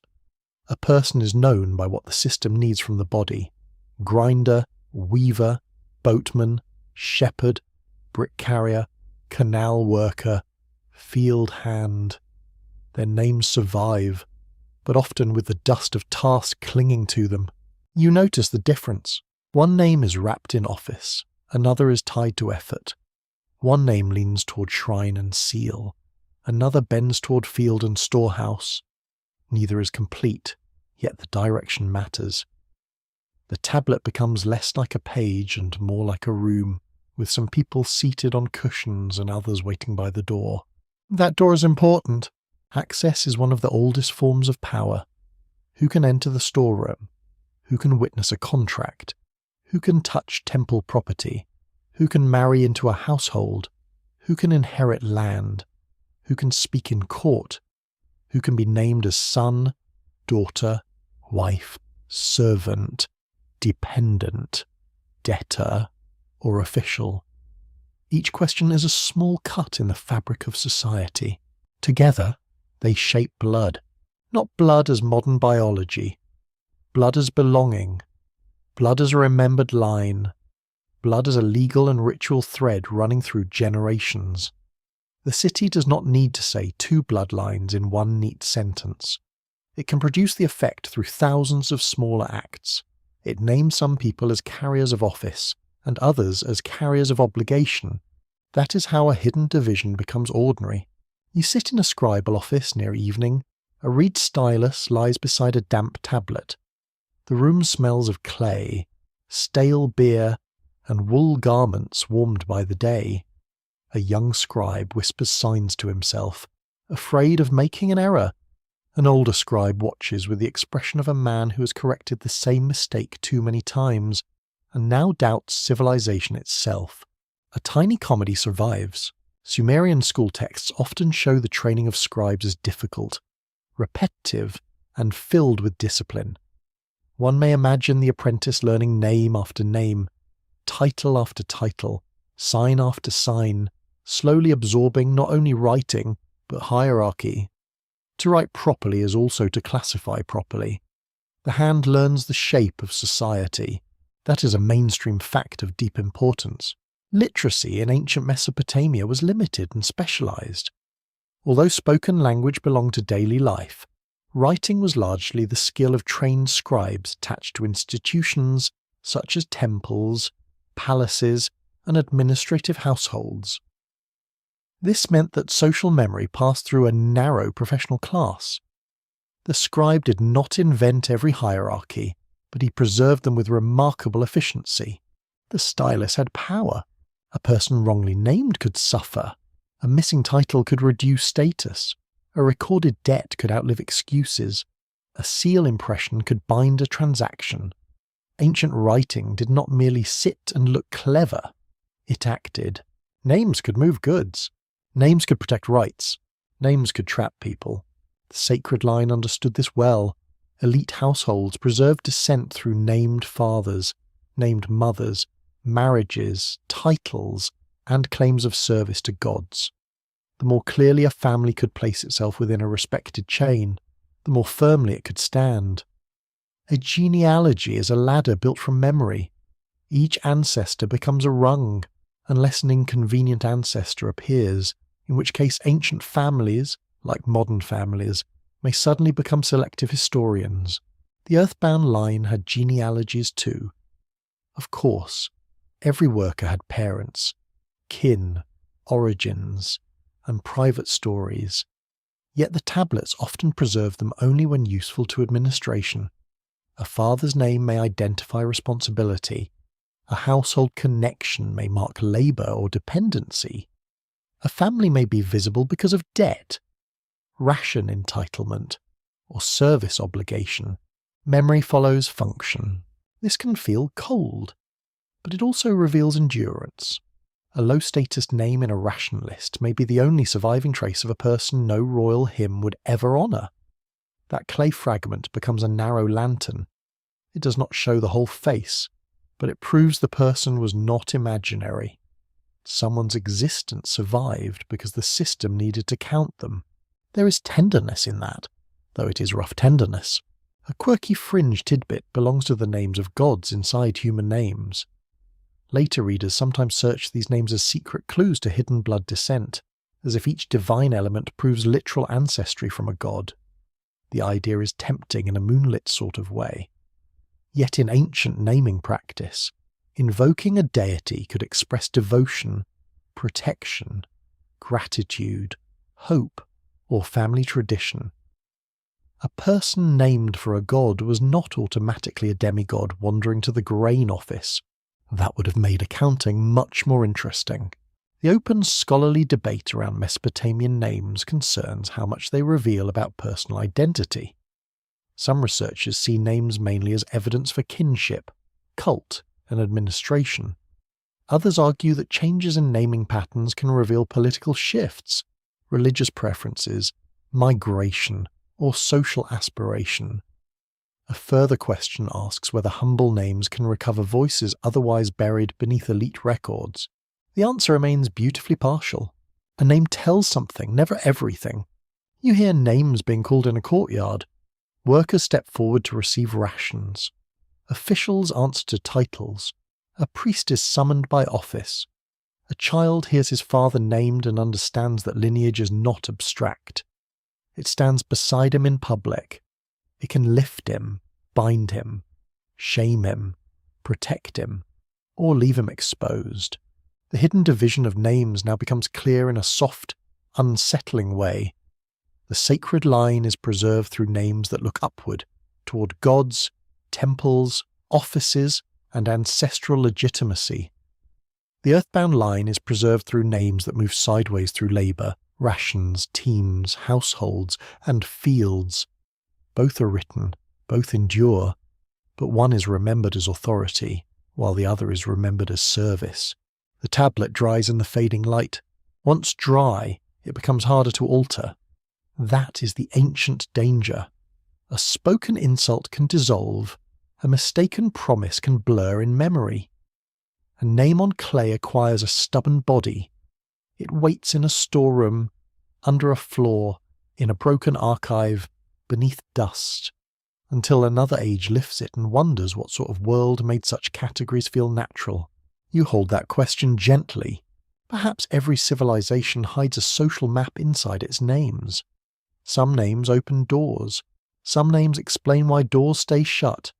Some names carry gods. Some carry fields. Some carry both. Because people are never as simple as their categories.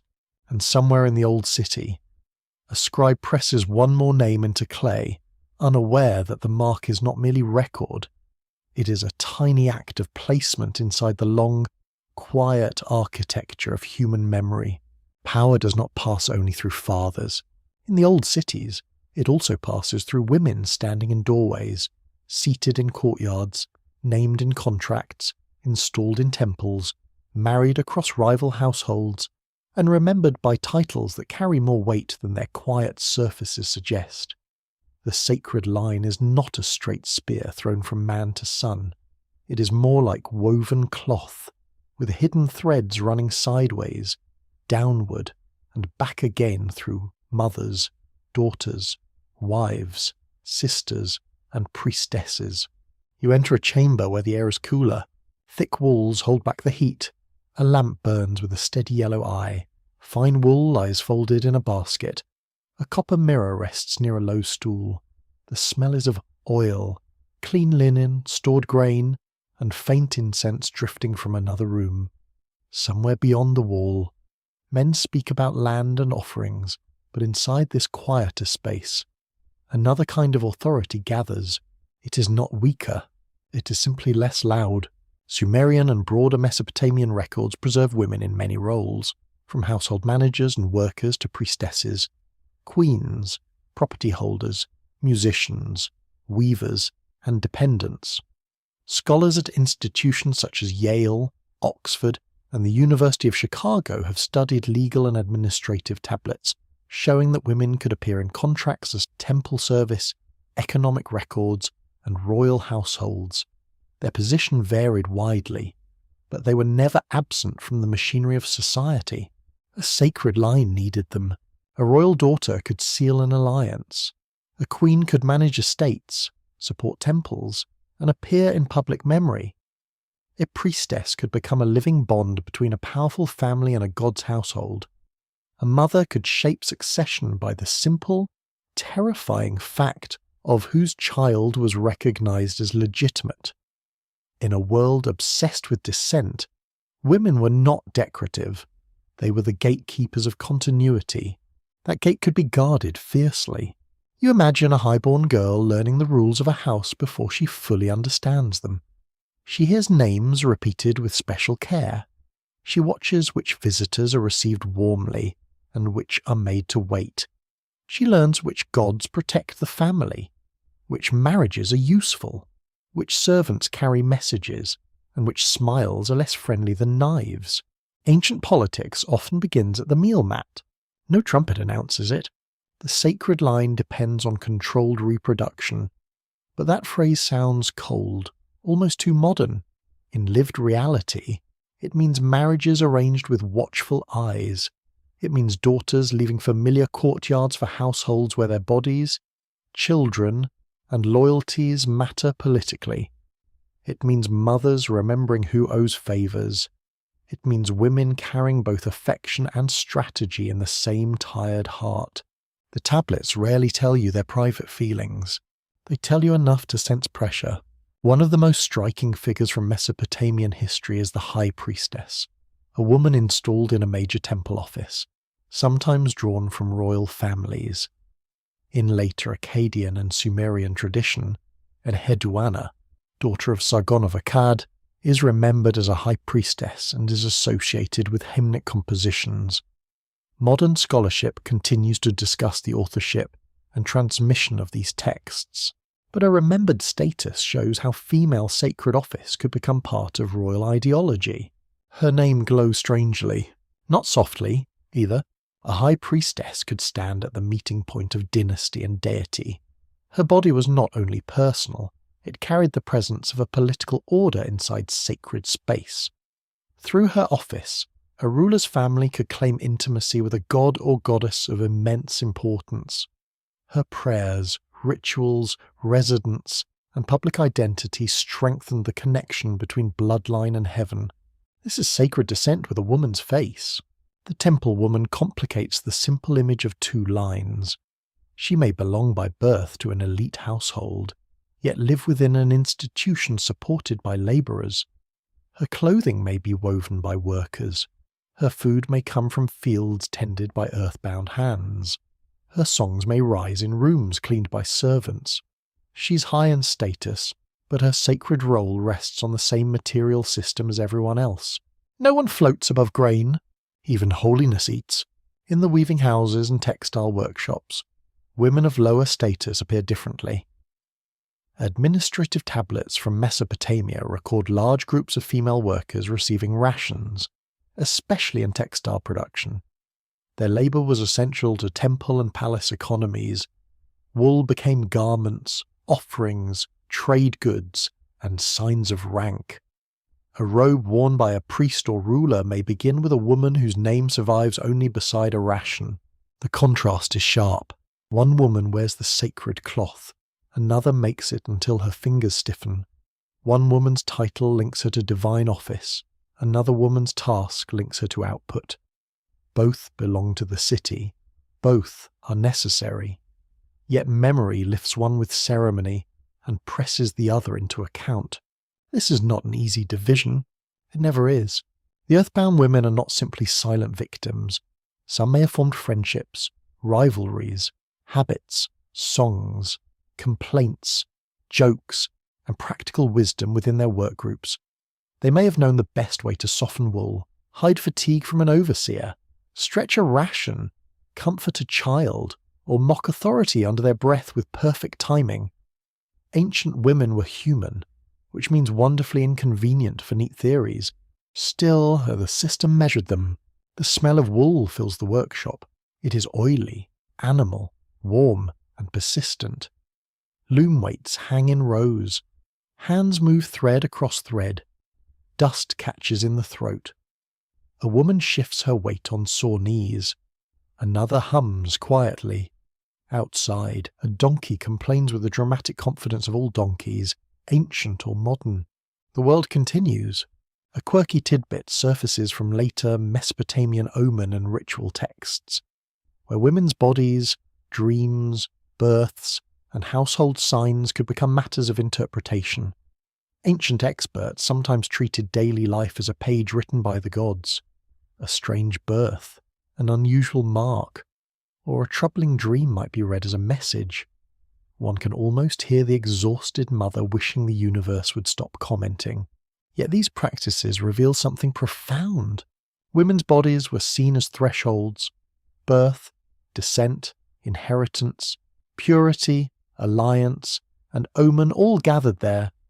The sacred line could not claim continuity without mothers. The earthbound line could not continue without mothers either. Every hierarchy must pass through the same human doorway. Power may pretend to descend from heaven, but it arrives crying, hungry, and very small. That image softens the room. A royal infant and a worker's infant both begin in need. Both must be held, fed, cleaned, warmed, and protected from fever. Before titles settle upon them, both are fragile bodies. The difference comes through the world waiting around each cradle. One cradle is guarded by lineage, another is shadowed by labour. The child does not choose the air into which it wakes. Perhaps that is the quiet sorrow of bloodlines. They begin before memory. The scholarly debate around women in Sumer and Mesopotamia remains active. Some researchers emphasize legal agency, property rights, religious status, and the visibility of elite women in texts. Others stress patriarchal control, forced labour, arranged marriage, and the limited nature of most women's recorded voices. A careful reading allows both realities to stand together, because rank shaped gender sharply. A queen and a weaver shared womanhood. They did not share power equally. You see this difference in movement. The elite woman may move through controlled corridors, accompanied by servants, wrapped in fabric that signals status. The worker moves between workshop, ration line, household, and field edge, measured by production and need. The priestess moves according to ritual time, while the mother in a labour household moves according to hunger, crying, grain, and dawn. Every life has a calendar. Some calendars are written in ceremony, others are written in exhaustion. The sacred line, then, is not complete without women who preserve, display, and negotiate descent. The earthbound line is not complete without women whose labour feeds bodies, clothes institutions, and produces the next generation of workers. Through women, the two lines become more intimate than ideology admits. The queen's robe may contain the labour of a rationed weaver. The temple's song may depend on grain ground by tired hands. The ruler's heir begins as a child in a woman's arms. The city hides connection beneath rank. Night settles over the courtyards. A lamp goes out in an elite house. A loom stands quiet in a workshop. A mother lies beside a sleeping child, listening to insects beyond the wall. Somewhere, a priestess prepares for a ritual at dawn. Somewhere else, a woman counts what remains in a jar and decides how thin the morning meal must be. Both are part of the ancient pattern. Both carry memory forward. The tablets reveal them only in fragments, but fragments can be enough. A title, a ration, a seal, a hymn, a contract, a daughter given, a mother named, a priestess installed, a worker counted. Piece by piece, the sacred line and the earthbound line become less like two rigid roads and more like a woven fabric, bright in some places, dark in others, held together by hands history nearly forgot. And in the stillness, you understand that no bloodline ever flows alone. It passes through bodies that love, labour, fear, negotiate, endure, and disappear into the soft dust beneath the city floor. Beneath the ziggurat, the morning begins with weight, not the grand weight of kingship, not the polished weight of ceremony, but the intimate weight of a basket strap pressing into a forehead. The body leans forward, the spine adjusts, the knees accept what the day has given them. Mud bricks sit inside woven reeds, damp at the corners. heavy enough to make each step feel negotiated. You walk among the workers while the sky is still pale. The city is waking in layers. Smoke rises from low roofs. Dogs nose through refuse near the wall. A potter splashes water into clay. A woman shakes dust from a mat. Farther away, temple officials prepare the day's instructions with the calm expression of people who will not be carrying the heaviest objects themselves. Civilization has always had that talent. The ziggurat or temple platform stands ahead. Not yet the towering image later ages sometimes imagine, but already immense enough to change the city's horizon. It is made by repetition, brick after brick, basket after basket, step after step. The structure does not rise because one heroic figure commands it into being. It rises because many bodies agree, or are required, to return again and again. Mainstream archaeology confirms that monumental buildings in southern Mesopotamia required organized labor, standardized materials, and administrative oversight. Excavations at early urban sites reveal large mud brick platforms, public buildings, and construction phases that could only emerge from coordinated effort. Scholars at major research institutions such as Chicago, Pennsylvania, and Cambridge have long studied these structures as evidence for the birth of complex urban organization. The word complex sounds tidy. The work was not tidy. Mud brick production is a world of its own. Clay must be dug, mixed with chopped straw or other tempering material, pressed into molds, turned out, dried in the sun, carried, stacked, and set into place. If the brick dries too fast, it cracks. If it stays too wet, it slumps. If the season turns badly, the whole process becomes a lesson in human irritation. The bricks are humble. Together they become power. You can smell them drying in rows beyond the city. Warm clay mixed with straw and sweat. Bare feet leave impressions in soft ground. A child tries to step only in the old prints. A worker scolds him, not harshly, just enough to keep him from ruining a line of drying bricks.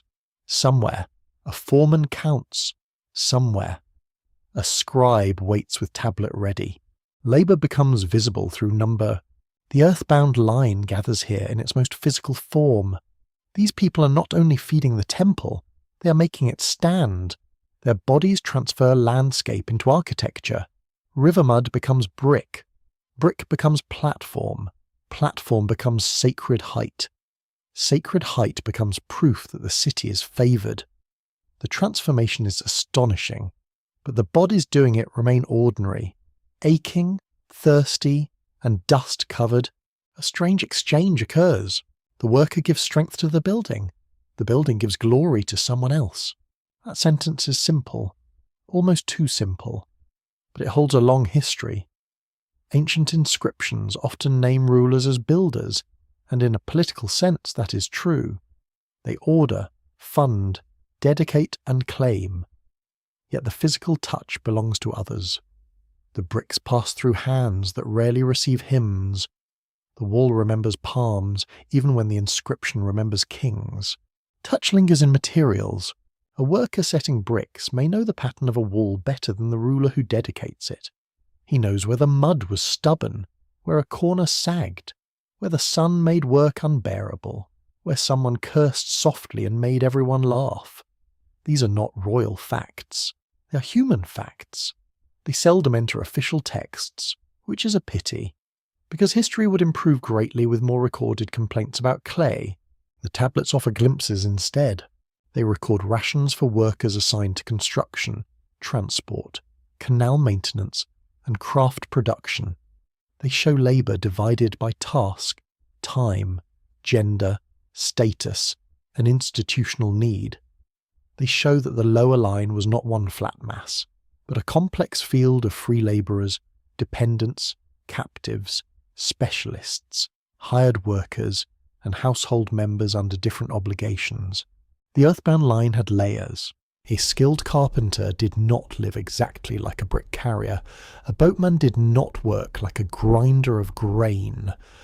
A metal worker held knowledge that could make him valuable. a canal labourer faced seasonal urgency that gave his work a different rhythm.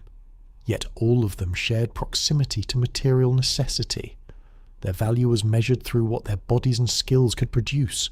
The ziggurat depends on all of them. Boats bring timber and stone from far beyond the alluvial plain. Because southern Mesopotamia has plenty of mud but a poor supply of forested luxury.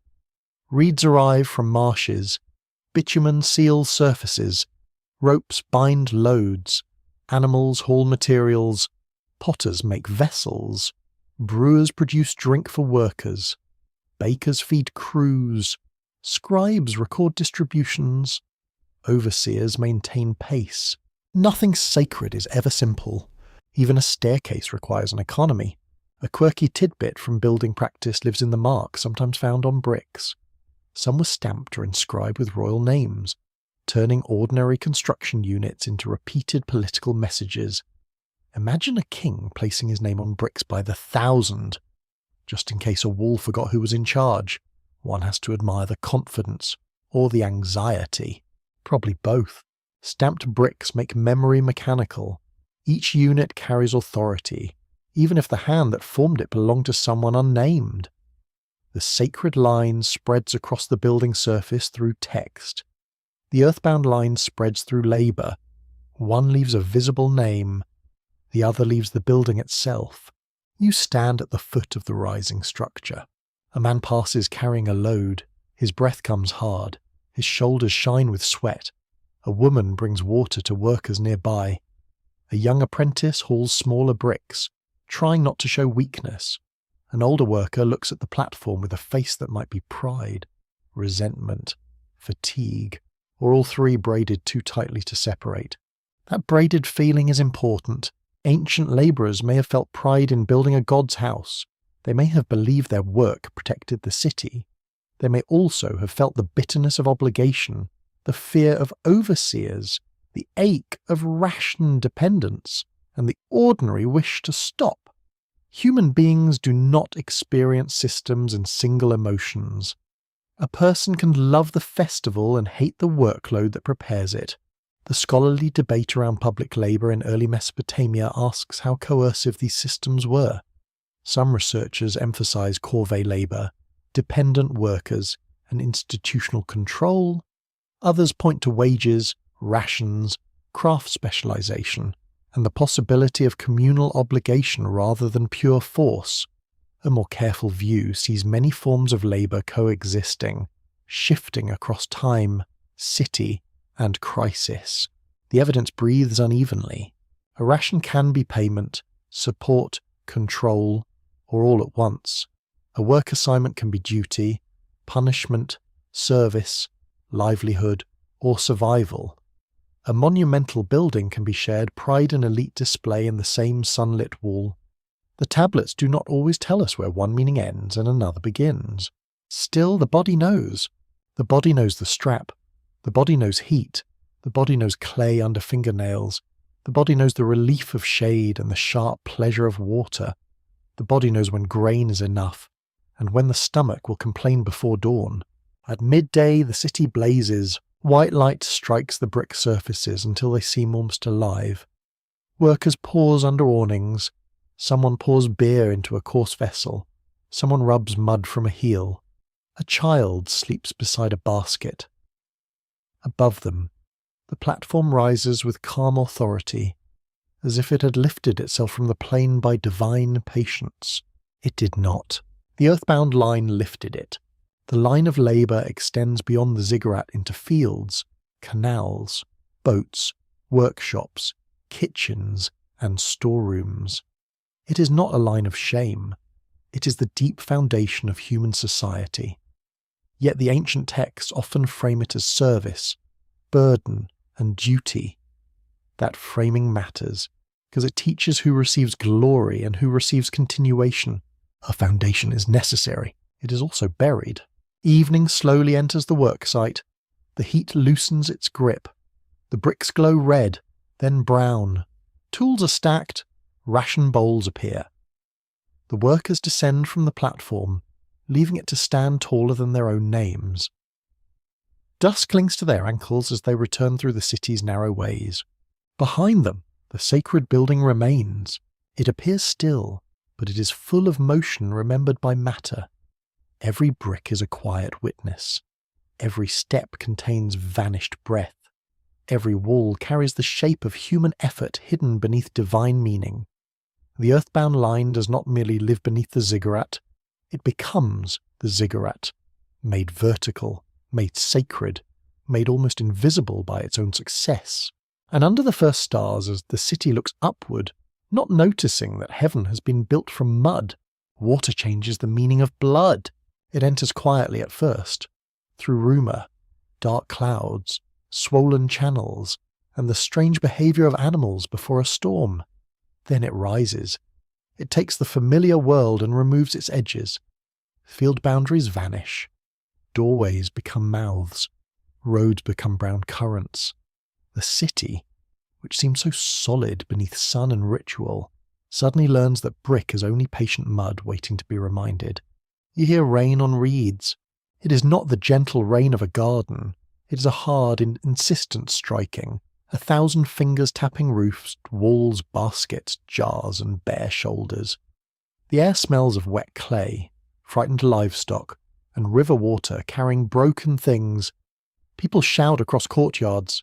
Someone drags a child higher. Someone tries to save grain. Someone else understands us too late. That a storeroom seal means nothing to a flood. Water is a poor accountant. In Mesopotamian memory, the Great Flood does not appear as weather alone. It becomes a rupture in time. The Sumerian king list places a flood between immense earlier kings and later dynasties. Other Mesopotamian traditions tell of chosen survivors warned before destruction, preserving life through a vessel while the old world disappears beneath water. Scholars from universities such as Oxford, Yale, and Pennsylvania have studied these flood accounts as literary, theological, and historical memory shaped across centuries. The flood divides memory. It asks who survives. That question turns bloodline into fate. A lineage matters only if it passes through catastrophe. A sacred descent can claim heaven, but it must also endure water. An earthbound family can know every canal and field, yet still be swallowed by one bad season.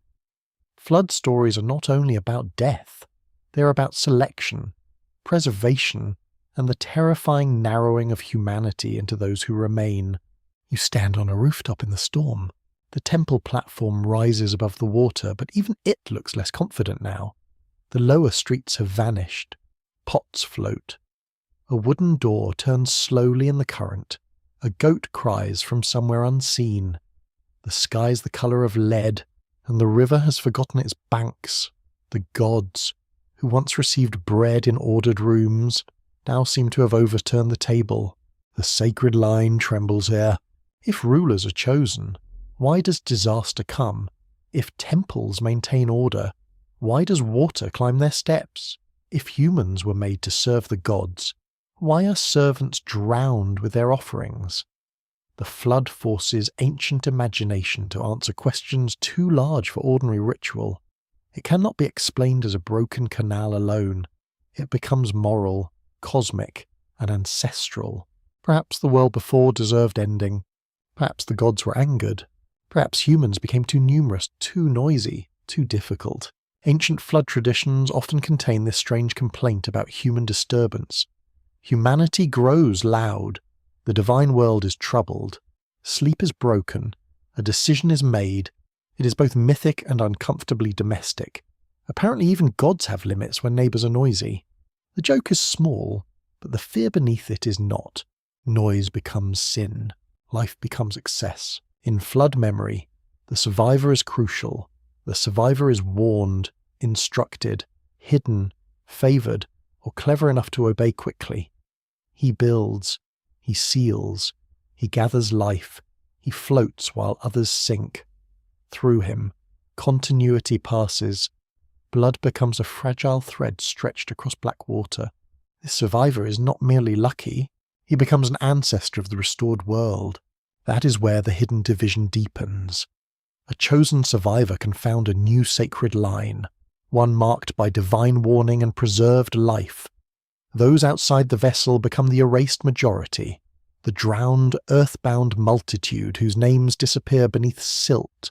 The story transforms catastrophe into genealogy. After the flood, descent itself carries memory of selection. You feel the chill of that. A mainstream archaeological fact gives the myth a grounded shadow. Excavations at several Mesopotamian sites have found evidence of significant ancient flood deposits, though these are local or regional events rather than proof of one universal deluge. Scholars have long argued that repeated river flooding in southern Mesopotamia may have shaped cultural memory, eventually becoming the immense literary flood remembered in texts. Mud becomes myth, silt becomes theology. The people of the river plain knew water as blessing and threat. Irrigation made fields possible, but uncontrolled flooding could destroy harvests, homes, archives, and bodies. The same river that fed the city could erase its handwriting. No wonder the flood became a boundary between remembered ages. It reflected a real terror beneath symbolic grandeur. Imagine returning after water withdraws. The silence is wrong. Fish-lined courtyards, walls have slumped. The smell is sour with rot, mud, and broken storage jars. A man searches for a marker stone and finds only smooth brown earth. A woman digs near a doorway with her hands. A child asks why the street is gone. Nobody answers quickly. The city must be remade. This rebuilding gives power a new opportunity. Whoever controls the story of survival controls the beginning. The sacred line can say, "We were preserved." A ruler can say, "Kingship descended again." A temple can say, "The god restored order through us." The earthbound line returns too, clearing mud, burying dead animals, repairing walls and opening canals. Yet its grief may not become the official memory. Official memory prefers survivors with titles. A quirky fringe tidbit follows the flood wherever it travels. Some modern theories imagine hidden archives buried before the deluge, secret knowledge carried by sages, or ancient maps saved in waterproof boxes. It is a wonderfully hopeful idea, because everyone likes to think wisdom survives disaster neatly labelled. The ancient texts are more sorrowful. They preserve knowledge, yes, but always through loss. Survival is never clean. The open scholarly debate asks whether Mesopotamian flood traditions preserve memories of real river disasters, symbolic accounts of cosmic renewal, political stories about kingship, or theological reflections on human fragility. Many scholars hold several possibilities together because myth does not need to choose one function. It can remember water, explain suffering, legitimize dissent, and warn the living all at once. The flood is generous that way. Generous and merciless, it rearranges blood by reducing humanity to continuity. Families vanish, names vanish, fields vanish, but one line, or a few lines, pass through. Later generations look back and imagine their existence not as accident, but as permission. To survive becomes a sign. To descend from the survivor becomes a claim. To lack such memory as to belong to the drowned silence beneath the new world. There is a danger in that claim.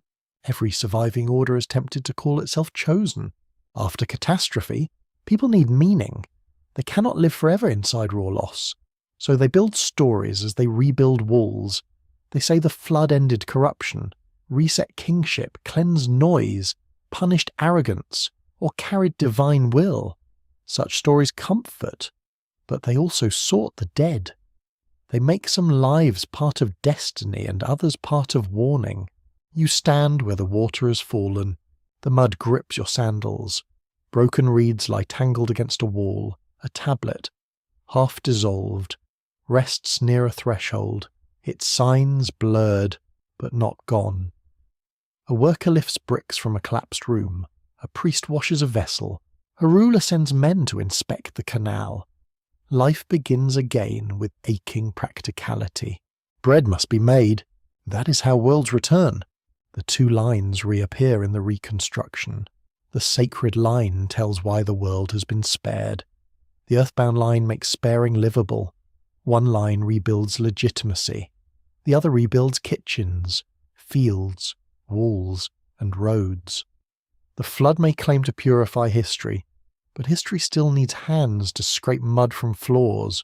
By dusk, the first lamps burn again.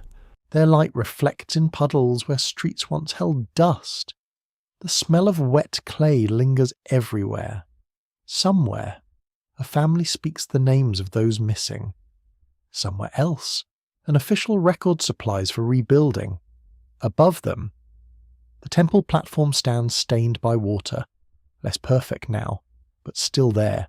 Perhaps that is the secret of flood memory. It does not end the division. It gives it a new beginning. It allows later generations to say that blood passed through judgment, that certain lines were carried, that civilization rose not simply from mud, but from mud after drowning. And the river, dark beneath the stars, keeps moving as if nothing has happened at all. Some survivors do not look entirely human.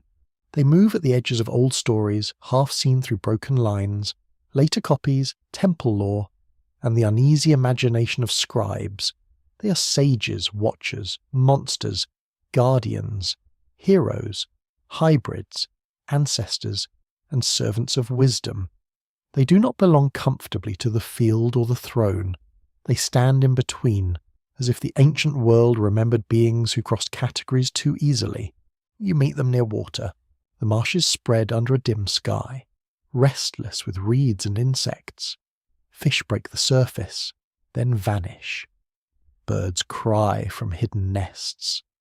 The mud sucks gently at the feet, as if the earth itself prefers not to let travellers go. In the far distance, the city lights flicker like small stars lowered onto the plain. Between reed bed and temple wall, strange figures begin to gather in memory. They are not all from one tablet. They arrive as fragments. Mesopotamian tradition preserves stories of wise beings associated with times before and after the Great Flood. Later texts speak of ancient sages who brought knowledge, crafts, ritual order, and civilization to humankind. Scholars at universities such as Oxford, Chicago, and Yale have studied these traditions as part of the long Mesopotamian effort to explain how knowledge passed from divine realms into human cities. Knowledge needed carriers. Those carriers were sometimes imagined as unusual. Some appear linked to the watery deep, to wisdom, to the hidden foundations beneath ordinary life. In later art and ritual texts, fish-cloaked figures may stand near kings or sacred trees, carrying buckets and cones, performing protective acts whose exact meanings remain debated.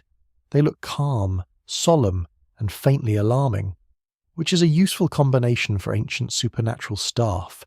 The fringe mind loves them. Of course it does. A human body with fish skin, a sage from before the flood, a teacher of civilization, a being tied to water, secrecy, and divine wisdom. Such figures practically invite modern speculation to bring a lantern, a notebook, and perhaps a very confident theory. Some writers have treated them as memories of visitors, survivors from lost worlds, or engineered intermediaries between gods and humans. The texts are more mysterious than that. They do not provide easy explanations. The old sages complicate the two bloodlines because they suggest another kind of inheritance. Not royal blood, not labouring descent, knowledge, secret knowledge, ritual knowledge, cosmic knowledge, the kind of knowledge that makes a city more than a crowd of houses. If kings carry authority and workers carry burden, these figures carry instruction. They teach the system how to exist. You feel the strangeness of that. A city needs canals, walls, and grain, but it also needs measures, rites, signs, omens, music, calendars, purification, and memory. The sages stand near these beginnings. They are not exactly rulers. They are not exactly workers. They are not gods in the highest sense. They belong to a third path, where human society receives patterns from somewhere older. Patterns can feel like blood. A family may inherit office, but a school inherits texts. A priest inherits ritual formulas. A scribe inherits sign lists. A A temple inherits procedures said to be older than living memory. Knowledge passes from mind to mind, hand to hand, tablet to tablet. It can create a lineage without flesh. It can make disciples into descendants. This is an intellectual bloodline, quiet, powerful, and easily overlooked. A mainstream historical fact rests beneath this. Mesopotamian scribal culture preserved ancient compositions through copying, schooling, and scholarly tradition for many centuries. Texts could survive by being recopied in temple and palace environments, where trained scribes treated old knowledge as valuable, even sacred. The continuity of learning created a bridge between distant past and living institutions. A tablet can become an ancestor. That thought may sound strange, but it suits the world of clay. A student copies an old myth, another copies his copy, a later scholar repairs a damaged line, a priest consults an omen series, a king asks for ritual protection. The living depend on dead signs. Knowledge moves forward like blood through a family, but the body is the scribble school. You hear the school at dusk. A teacher recites, students repeat. Reed styluses click against clay. Someone makes an error and silently hopes the universe is merciful. It is not. The correction comes outside. A donkey brays with perfect timing, contributing nothing to education except emotional realism. The strange sages watch from the edges. They suggest that civilization was not invented only by kings or sustained only by workers. It was interpreted into being by specialists who controlled inherited knowledge. This matters for the two human lines, because sacred descent often requires intellectual guardians. A king may claim divine favour, but someone must write the hymn, read the omen, select the ritual day, and preserve the old names. Authority needs scholars, even when it pretends not to. The earthbound line also depends on knowledge, though of another kind. Farmers know soil, canal workers know water, weavers know fibre, potters know heat, boatmen know current, midwives know bodies. These forms of knowing rarely become grand cosmic law. Yet the city would collapse without them. The sages of myth bring divine patterns, while workers carry practical wisdom inside calloused hands. Both kinds of knowledge survive differently. One becomes tablet tradition, the other becomes habit, teaching, imitation, and muscle memory. A father shows a child how water should enter a furrow. A mother teaches how to judge grain by touch. A craftswoman shows the tension of a thread. A brickmaker knows when clay is ready by smell and weight. These inheritances are not often called sacred, but they are ancient, perhaps older than kings. The scholarly debate around the sages asks what they represent. Some see them as mythic culture heroes, explaining the arrival of arts and ritual knowledge. Others link them to priestly scholarship, where learned men traced their craft back to pre-flood wisdom. Another view sees them as symbolic mediators between divine order and human practice, especially through their association with water and purification. The uncertainty is fitting. They belong to thresholds. A threshold is not a comfortable place. It is neither inside nor outside. It is where rules change. The strange survivors of Mesopotamian myth stand at thresholds between flood and city, god and human, animal and person, memory and invention. Their odd forms warn you that knowledge itself may have been imagined as something not fully human. This makes sense in a quiet way. To know too much is to become strange. The ancient scholar who reads omens from a liver, stars, oil patterns, or smoke does not live inside ordinary time. He searches surfaces for hidden messages. He believes the world is written, and that trained minds can read its danger. Such a person is useful to kings, feared by common people, and probably exhausting at dinner. Every cloud becomes a document. Every dream becomes paperwork for heaven. A quirky later tradition gives lists of pre-flood sages in ordered sequence, attaching them to ancient kings. This creates a remarkable pairing. A king rules, a sage advises, Authority and knowledge move together through legendary time. The sacred line of kingship is shadowed by a learned line of wisdom. The ruler may hold the staff, but the sage holds the pattern. Without the pattern, the staff is only wood. You return to the marsh edge as night grows thicker. The water reflects stars in broken shapes. Reeds lean together like listeners. A figure in fish-like covering stands in imagination near the shore. Neither monster nor man, neither memory nor invention. It offers no clear answer. It only suggests that ancient people felt civilization arriving from beyond ordinary human effort. Perhaps that beyond was divine. Perhaps it was the deep past. Perhaps it was the mystery of knowledge itself, passed through generations until its first teachers no longer looked human in memory. The two human bloodlines now seem less lonely. Around them gather other inheritances, royal descent, labouring continuity, priestly office, scribal knowledge, craft skill, maternal lineage, flood survival, and the strange imagined wisdom of beings who step out of water with secrets in their hands. The tablets do not flatten these into one neat theory. They let them remain layered, and in that layering, the old city becomes more unsettling, not because it hides one simple answer, but because it remembers too many beginnings, kings from heaven, humans from clay, workers from necessity, survivors from water, sages from the deep. Each beginning claims part of the truth. The marsh darkens. The city lamps tremble beyond the reeds. Somewhere, a scribe copies a name whose meaning he only partly understands. Somewhere, a worker teaches a child how to listen to mud underfoot. Somewhere, a priest speaks an old formula, trusting that the words are older than his own breath, and the strange survivors remain where memory leaves them, standing between categories, keeping watch over the uncertain inheritance of humankind. Modern scholars enter the ruins with lamps of a different kind. They bring gloves, notebooks, cameras, catalogues, dictionaries, excavation reports, and the patient caution of people who know clay can punish confidence. A broken sign may change a sentence. A missing edge may swallow a king. A copied text may preserve an older voice or a later adjustment, or a scribal error made by someone tired, hungry, and possibly thinking about lunch. So the scholar moves carefully. You stand beside a table in a museum storeroom, far from the river plain. The room is cool, the lights are steady, metal drawers slide open with a soft sound. Inside them, tablets rest in padded trays, each one marked by number, site, period, and uncertainty.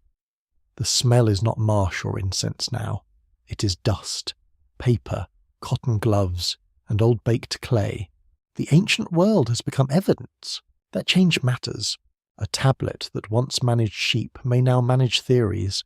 A royal inscription that once praised a king now becomes a document in a debate. A myth that once gave shape to divine order is read through grammar, archaeology, anthropology, history, and comparative religion. Nothing is simple. Nothing should be simple. Simplicity is often where the ruins begin to lie to us, or where we begin lying to ourselves. The two bloodlines described in ancient texts therefore require caution. The phrase is powerful, but it can mislead if handled too roughly. Ancient tablets do not present a neat biological chart with one family glowing from heaven and another labelled for mud. They speak through myths of divine creation, through royal claims, through temple systems, through labour records, through genealogies, and through the constant habit of ranking human life. The pattern is real. Its meaning is debated. Mainstream research from institutions such as Stanford, Yale, Oxford, and the University of Chicago treats Mesopotamian texts as products of specific social worlds. Scholars compare tablets with excavation data, settlement patterns, legal documents, and material culture. They ask what texts were doing, who wrote them, who used them, and whose voices were missing from the archive. That last question is especially heavy. Whose voices are missing? The tablets preserve administrators more easily than farmers. They preserve rulers more splendidly than potters. They preserve temple institutions more consistently than private sorrow. So when modern researchers reconstruct bloodline, class, status, or sacred descent, they must listen not only to what is written, but to what the writing makes difficult to hear. Silence becomes evidence, but dangerous evidence.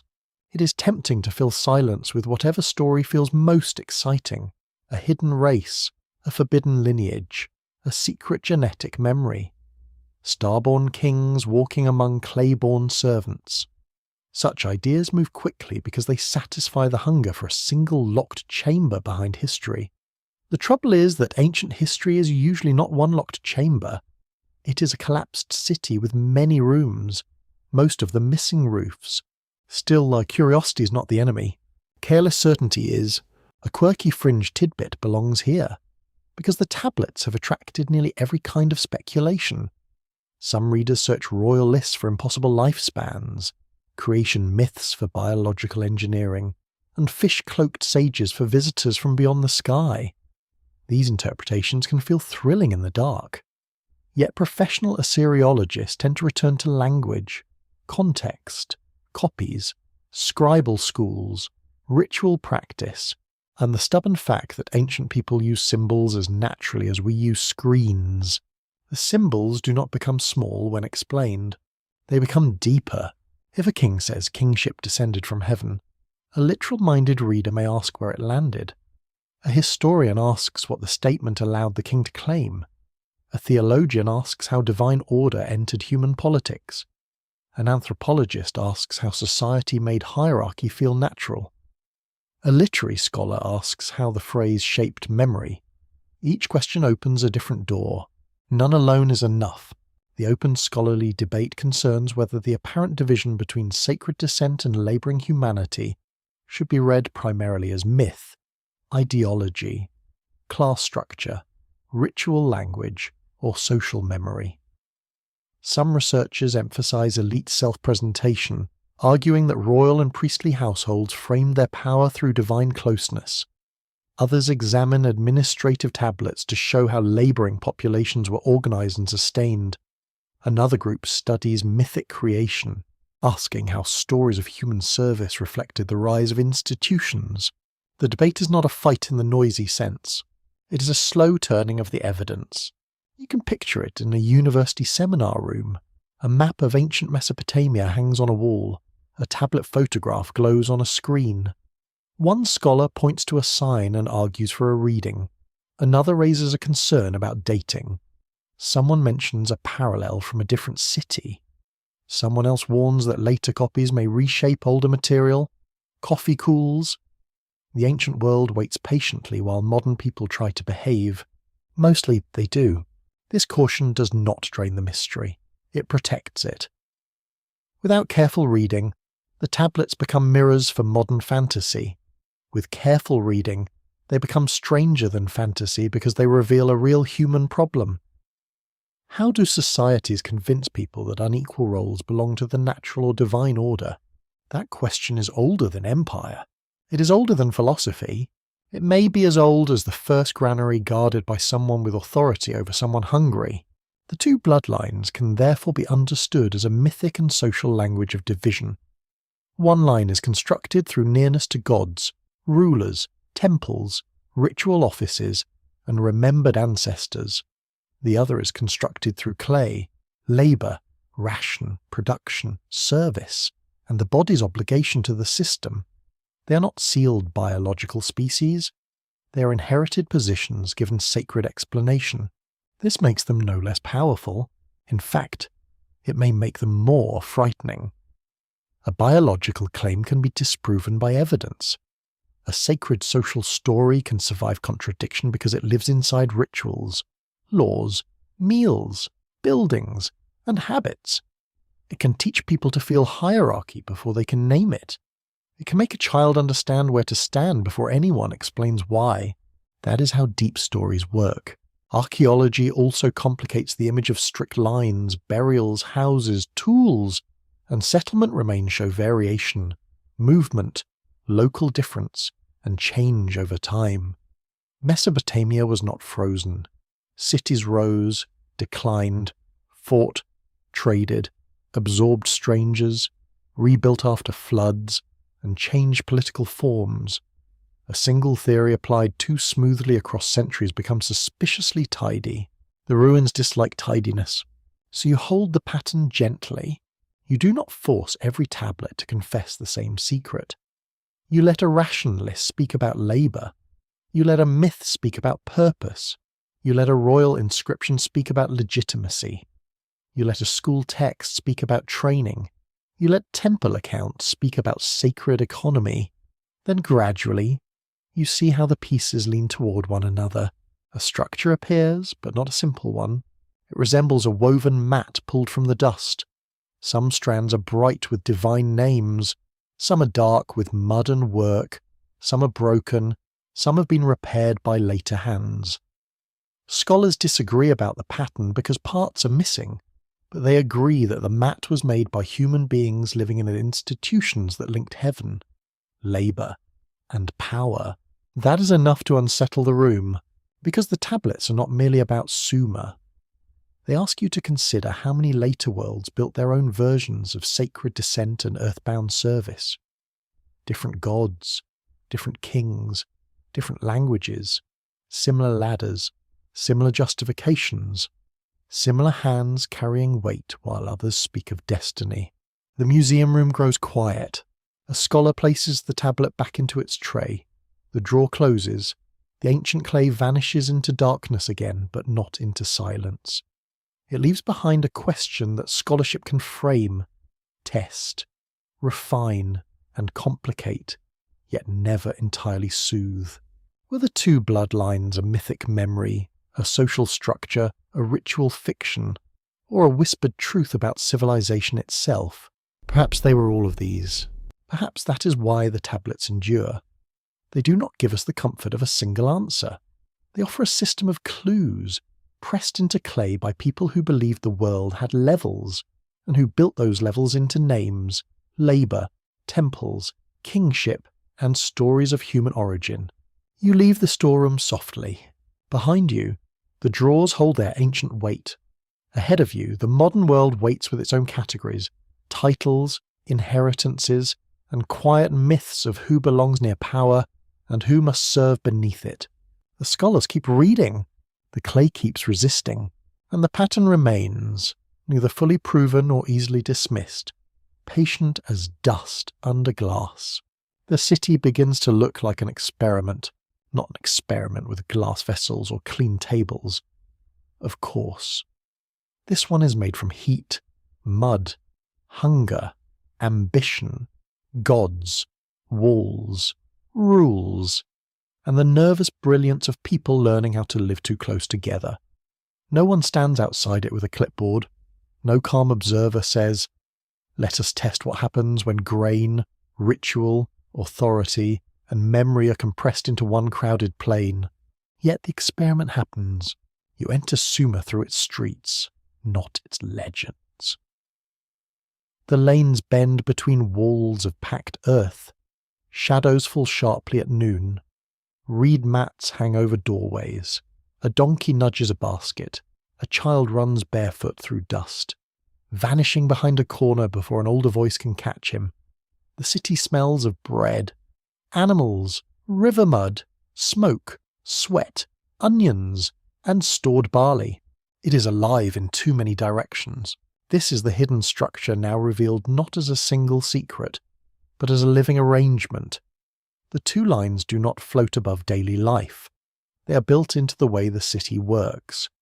Sacred descent, royal memory, priestly access, scribal classification, temple economy, labour obligation, women's roles, flood survival, and inherited knowledge all join into one dense system.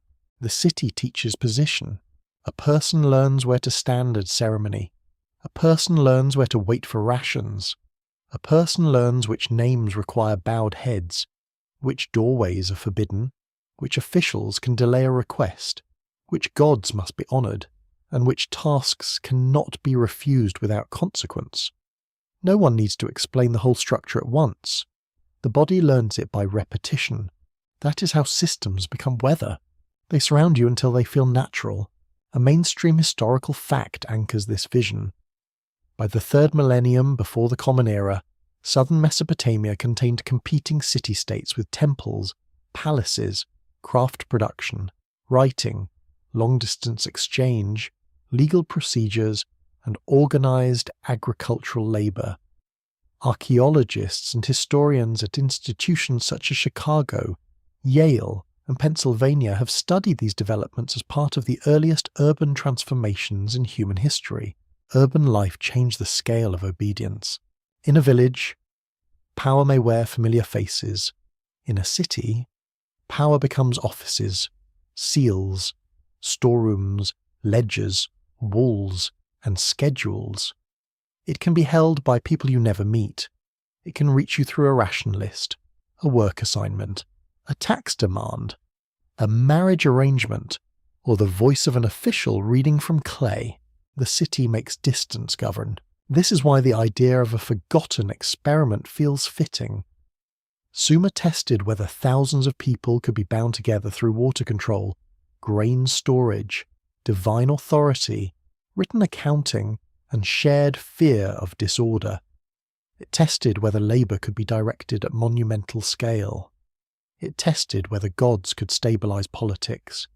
It tested whether names on clay could hold obligations beyond ordinary memory. The results were impressive, also unsettling. The sacred line occupied the upper logic of the experiment.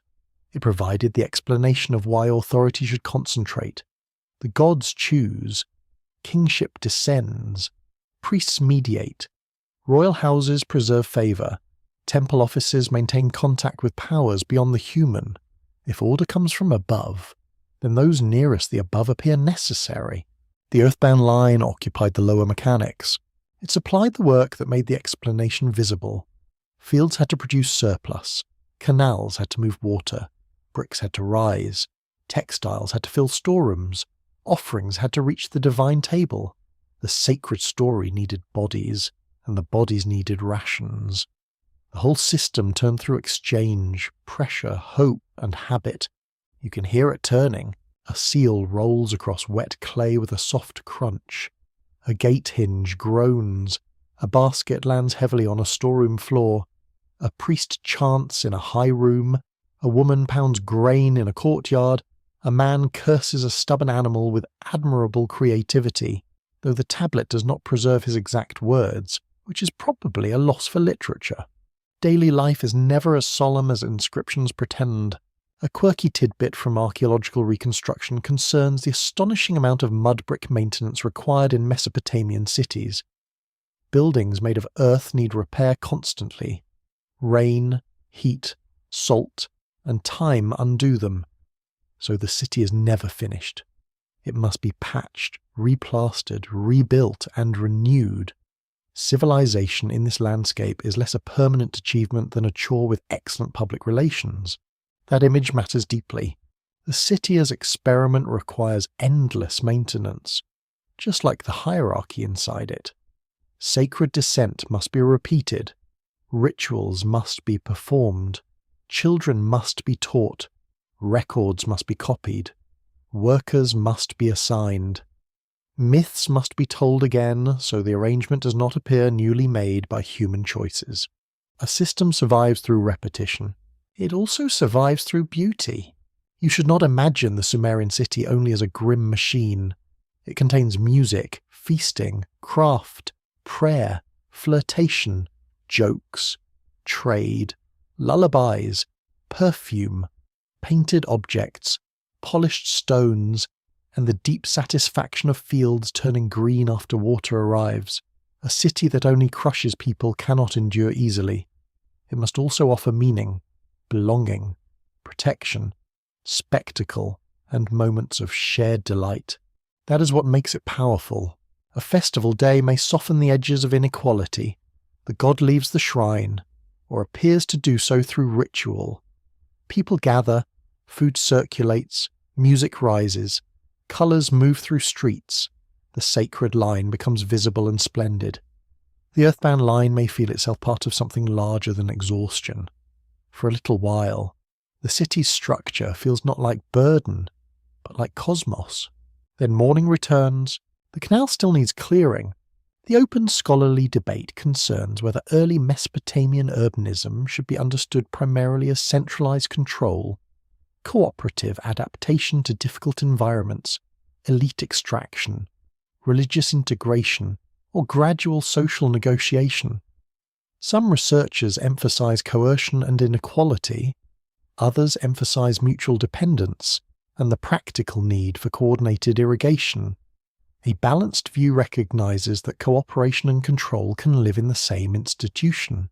They often do. A granary can protect against famine and also measure dependence. A temple can inspire devotion and also gather surplus. A ruler can build canals that feed people and demand labor that exhausts them. A scribe can preserve memory and reduce a life to a line. The city is never one thing. The experiment is mixed. You pass through a market space near sunset. Fish lie on reed mats. Dates are stacked in small piles. A potter argues over a jar. A woman checks wool with practiced suspicion. A child watches a musician. An old man tells a story that may be mostly true, which is often the best kind. Above the market, the temple platform glows with fading light. The layers meet there. Sacred authority does not exist apart from buying, selling, carrying, cooking, and complaining. It hovers over them, enters them, depends on them. The hidden structure is not hidden underground. It is hidden in plain sight because every part seems ordinary when you're born into it. That is the strange lesson. The two human lines are not merely found in tablets. They are found in pathways through the city. One path leads upward into titles, ritual rooms, marriage alliances, seals, and divine claims. Another path leads outward into fields, inward into workshops, downward into storage pits, and back again to the ration line. Both paths cross often. Both are watched by scribes. Both become history unevenly. You pause near a city gate. Outside lies the plain, wide and darkening. Inside lies the dense human experiment, warm with lamps and layered smells. The gate itself is a threshold between open land and organized life. To enter the city is to enter categories. To leave it is not to escape them completely, because fields and canals belong to the same system. The city reaches beyond its walls. Perhaps all civilization does. Night lowers gently. The city sounds thin out one by one. A final jar is sealed. A baby cries, then quiets. A watchman shifts his weight. Somewhere a tablet dries, holding a tiny part of the experiment in place. The sacred line dreams in guarded rooms. The earthbound line sleeps near tools, children, animals, and tomorrow's obligations. No one calls it an experiment. They call it life. But from a distance of centuries, you can see the design emerging. Ancestry, labour, ritual, knowledge, hunger, and authority interlock. The two bloodlines are not separate rivers running far apart. They are channels in the same engineered plane, cut by human hands, fed by ancient stories, and guided toward the maintenance of a world that always fears collapse. And under the sleeping city, the mud holds every footprint without judgment. Blood becomes authority when memory learns to stand guard. At first, power may look like strength. A man controls soldiers, a household owns fields, a temple receives offerings, a family gathers cattle, workers, seals, and useful relatives. These things matter greatly, because ancient life is not built from poetry alone, no matter how beautifully a hymn may pretend otherwise. Yet strength alone is nervous. It must sleep. It must age. It must explain itself. So power looks for a longer body, something that can outlive one ruler's breath. It finds that body and bloodline, law, inheritance, ritual, and written memory. A king dies, but his house remains. A priest grows old, but his office continues. A field changes hands, but the claim is carried by names impressed into clay. Authority begins to behave as if it has ancestry. You stand inside a legal courtyard. The air is dry and bright. Men and women wait near a wall, holding concerns that feel urgent to them and wonderfully inconvenient to officials. A dispute over land, a marriage agreement, a debt, a slave purchase, an inheritance, a temple obligation, a field boundary that has somehow become a family war, as field boundaries have a special talent for doing. A scribe sits with a tablet. Witnesses are named, terms are spoken, seals are rolled.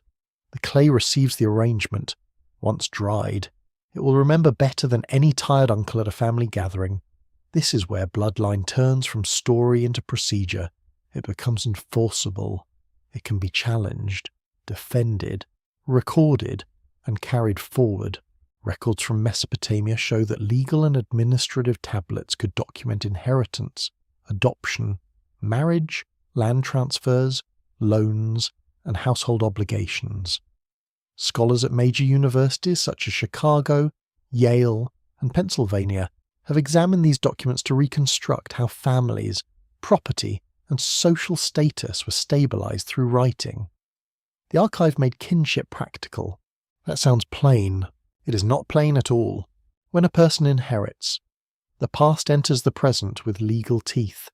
A father's name becomes a claim. A mother's dowry becomes property. A son's legitimacy becomes access. A daughter's marriage becomes alliance. Adoption can create heirs where bodies did not. Contracts can reshape family, but only because society agrees that written memory can act like blood. That is a strange magic. Not fantasy magic, institutional magic. The sacred line uses this magic with special care. Royal houses preserve descent through public names, ceremonies, foundation text, and succession claims. A ruler does not merely have ancestors. He displays them. He arranges them into legitimacy. He wraps himself in a chain of remembered men and women, each link polished by scribes, priests, and officials who understand that memory is never innocent. A genealogy can be a weapon. It can say, "This person belongs above you." It can say, "This office should remain here." It can say, "The god has preferred this house before." The earthbound line experiences inheritance differently. There may be land, tools, debt, skill, obligation, dependency, or status passed through households. A child may inherit a craft from a parent. A family may inherit a burden tied to service. A debt may cling like burrs to clothing. A worker may inherit not formal chains, but the expectation that life will follow a narrow road already worn by older feet. Blood remembers through habit too. No tablet is needed for every form of inheritance. A girl learns weaving by watching older hands. A boy learns canal work by following men before dawn. A child learns deference by seeing who is greeted first. The city writes some authority in clay and some in posture. The second kind may be harder to break because it enters the body before thought. That is the quiet power of tradition. The sacred line becomes harder over time because it connects divine favour to legal form. Kingship can be described as descending from heaven, but succession needs brothers, sons, wives, daughters, rivals, oaths, armies, temples, and luck. Quite a lot of luck, actually. Heaven may choose, but human relatives tend to have opinions. Ancient courts were not free of family drama. No civilization has achieved that miracle. The legal order tries to discipline such drama. It defines heirs, witnesses, property rights, penalties, duties, and transactions. It gives social rank a recordable shape. Law does not create every inequality, but it can preserve inequality with impressive patience. A contract can hold a person in debt. A marriage document can secure property. An adoption tablet can redirect inheritance. A sale record can turn human life into property, which is among the colder achievements of civilization. This is where authority darkens. The same written system that protects a widow's claim or records a fair exchange can also secure dependency. The same memory that honours ancestors can erase the inconvenient. The same ritual that binds a city to its gods can bind ordinary bodies to institutions that speak in sacred tones. Power rarely uses one tool, it uses the whole box. A quirky detail from Mesopotamian legal life is the use of personal seals. A seal could be rolled across clay, leaving an image and sometimes an inscription, like an ancient signature with better artistic ambition. People sealed jars, doors, tablets, and agreements. The seal owner might be absent, but the impression spoke on their behalf. One little cylinder could say, with remarkable confidence, "Yes, this belongs to me." A tiny object, a large claim. Seals helped authority travel. They allowed identity to leave the body and mark the world. For the sacred line, seals could display status, divine symbols, and official power. For administrators, they controlled goods and archives. For households, they protected transactions. The seal impression made trust visible, or at least made denial more complicated. Clay, again, becomes the courtroom of memory. The open scholarly debate concerns how rigid social mobility was in early Mesopotamian cities. Some historians emphasize elite continuity, institutional dependency, and inherited privilege. Others point to adoption, trade, craft specialization, military service, and administrative careers as routes through which status could shift. A cautious reading suggests that movement existed, but not equally, and not without the permission of structures already in power. A ladder may exist. That does not mean everyone reaches it. The sacred line guarded its upper rungs through marriage, office, temple connection, and recorded ancestry. It hardened authority by making power look ancient. The earthbound line endured below, not because every life was fixed forever, but because the weight of expectation, need, and record pressed downward. A person could move. Perhaps a class could remain. That distinction matters. Individuals sometimes escape patterns. Patterns often survive individuals. You hear this in the city's evening sounds. A father tells a son which official to avoid. A mother teaches a daughter how to read a household mood before speaking. An overseer marks attendance. A priest recites an old formula. A king's name is stamped on brick. A debtor hopes a witness remembers kindness. A child hears a family story and learns pride, shame, caution, or ambition. Authority is not only commanded, it is narrated. When blood becomes authority, the past stops being gone. It returns as rank, office, property, law, and expectation. The dead sit invisibly at legal proceedings. Ancestors lean over contracts. Founders stand behind kings. Mothers appear in legitimacy. Forgotten workers appear as inherited skills and burdens. Everyone carries a crowd. The sacred line carries its crowd publicly. The earthbound line carries its crowd in muscle.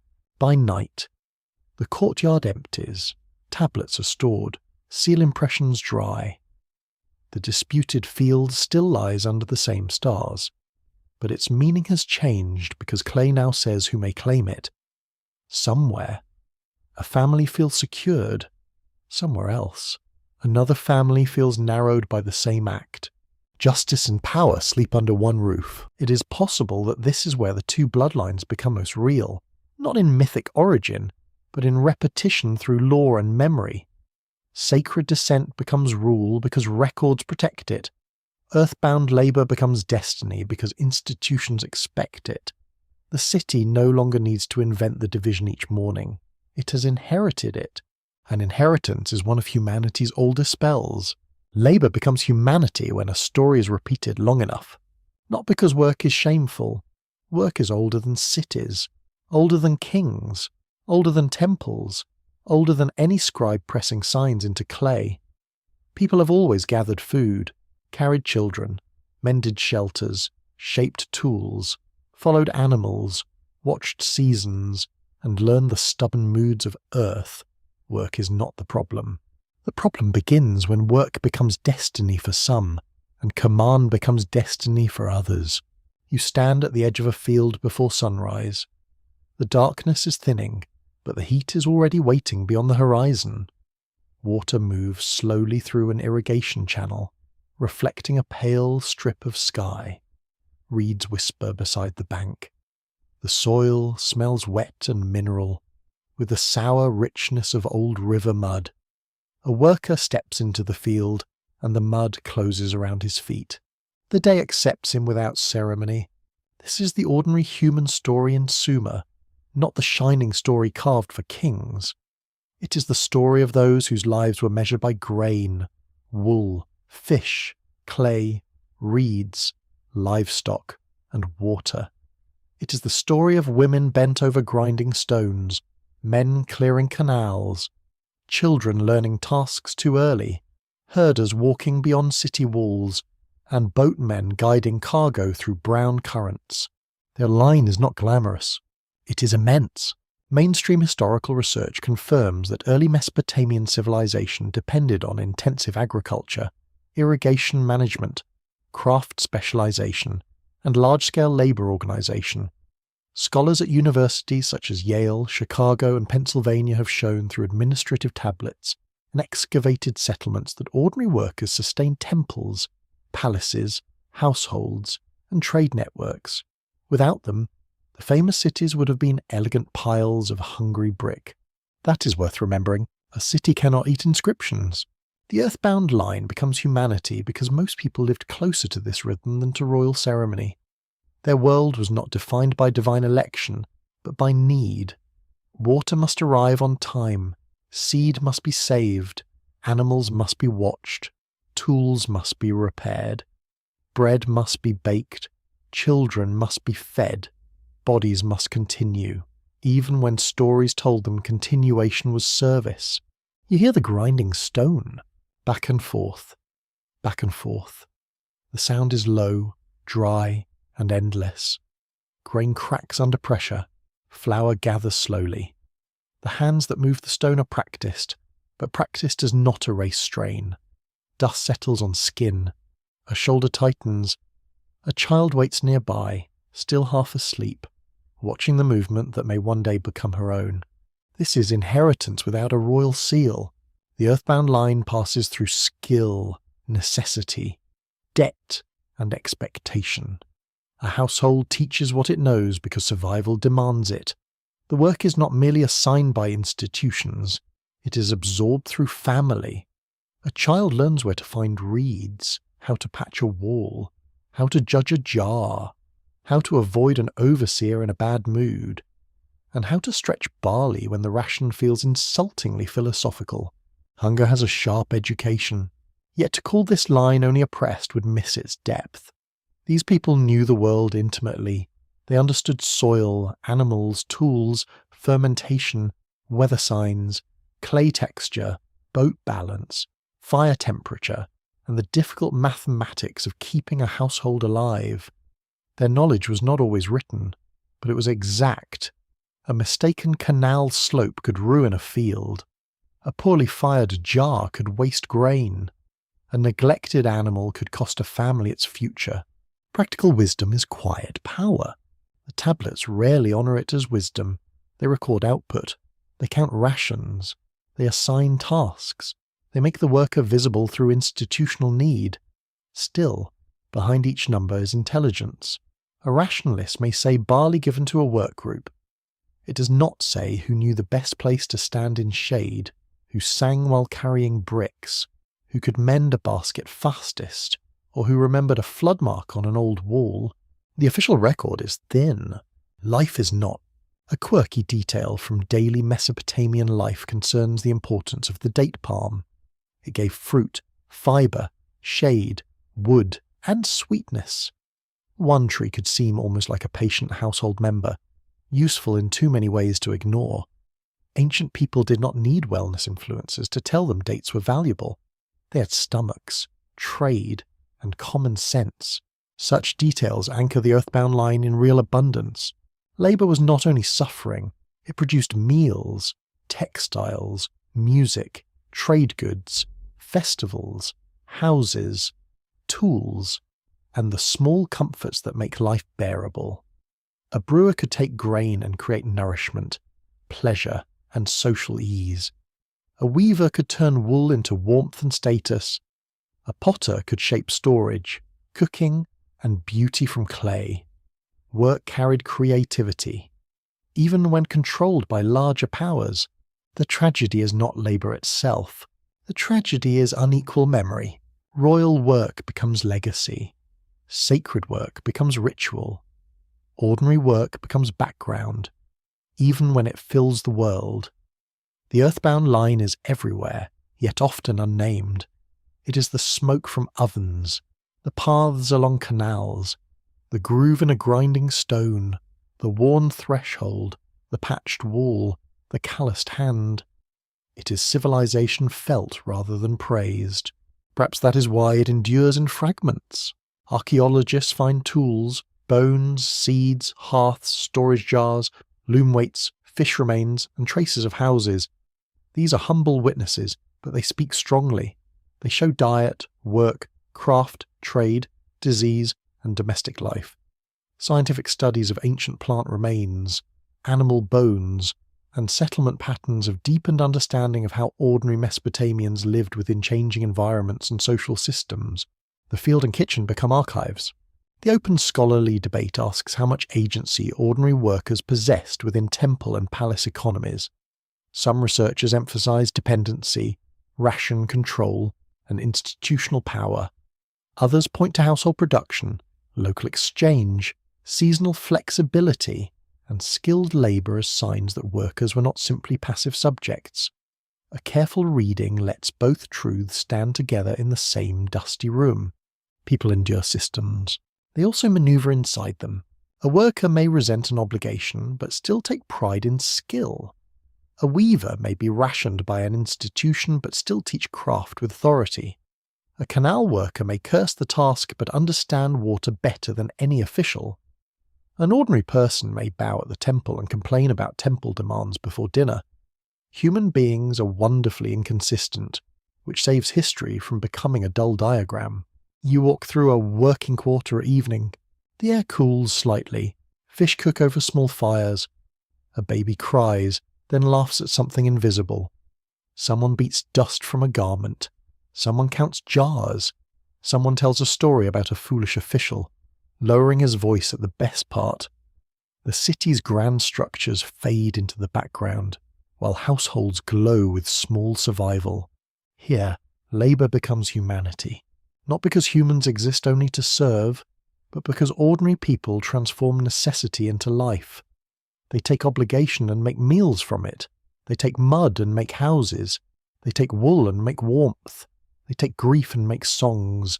They take a world arranged above them and still create intimacy beneath it. This is the counter-mystery of the earthbound line. The myths may say humans were made to relieve divine labour. The records may show bodies organised for temple and palace needs.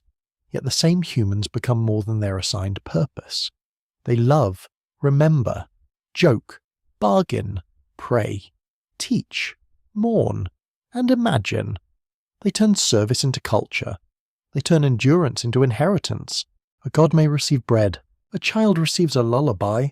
That difference matters more than any royal inscription admits. The earthbound line therefore carries the oldest human defiance, not always as rebellion, but as continuation with meaning. A person forced into work can still know tenderness. A person counted by ration can still have a name spoken with affection at home. A person invisible to official memory can still shape another life so deeply that no archive could contain it. Night gathers softly over the field. The canal reflects the first stars. Tools are laid beside a wall. The grinding stone is still. A worker stretches aching fingers and listens to the city settling around him. Above the rooftops, the temple platform darkens against the sky, still impressive, still demanding, still dependent on countless lives below. The earthbound line does not vanish into the mud. It remains there, rooted. It is the line of bodies that made civilization possible and paid for its height. It is the line that ancient stories tried to explain, manage, sanctify, and sometimes reduce.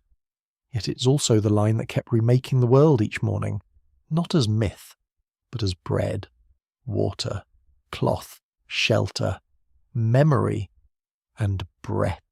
And perhaps that is the most human bloodline of all. The warning is not written as a warning. That is why it lasts. A tablet does not rise from the dust and announce, "Be careful, human creature, civilization may be a bargain you do not fully understand." It is more modest than that. It lists a ruler, it names a god, it records labour, it preserves a myth, it counts offerings, it describes a flood, it mentions a city receiving kingship from heaven. The danger comes slowly, through accumulation. You begin to notice the pattern. A gift is given, but it has a cost. Humans receive city life, order, writing, ritual, stored grain, law, music, architecture, and the ability to remember beyond one lifetime. Yet they also receive hierarchy, obligation, debt, forced labour, sacred justification, and the quiet narrowing of life into categories. The old tablets never present this as a modern argument. They let you feel it. That feeling is heavier than proof. You enter an archive room after sunset. The doorway is low, the air is dry, and dust rises softly with each step. Shelves hold tablets sorted by purpose, though time has not respected the system as much as the original clerks would have preferred. Some tablets are whole, some are broken, some have lost the exact line you most wish to read, because ancient history enjoys being mildly rude. A lamp trembles nearby. Its light moves over clay surfaces like water. Here, the record of civilization lies in fragments. A ration tablet shows workers tied to an institution. A royal inscription claims divine approval. A myth says humans were fashioned to ease divine toil. A flood story suggests that life continues only through selection and loss. A legal document binds inheritance to family. A temple account feeds the gods with human effort. Together, these fragments ask whether civilization began as protection, obedience, or exchange. Perhaps all three. The mainstream historical fact is clear enough. The earliest Mesopotamian cities created lasting systems of writing, administration, monumental building, organized worship, and labor management. Scholars at major universities such as Chicago, Yale, Oxford, and Pennsylvania have described Sumer as one of the foundational landscapes for urban civilization. Its achievements were immense, and its records remain among humanity's earliest surviving written memories. The achievement is real. So is the burden. That is the unfinished warning.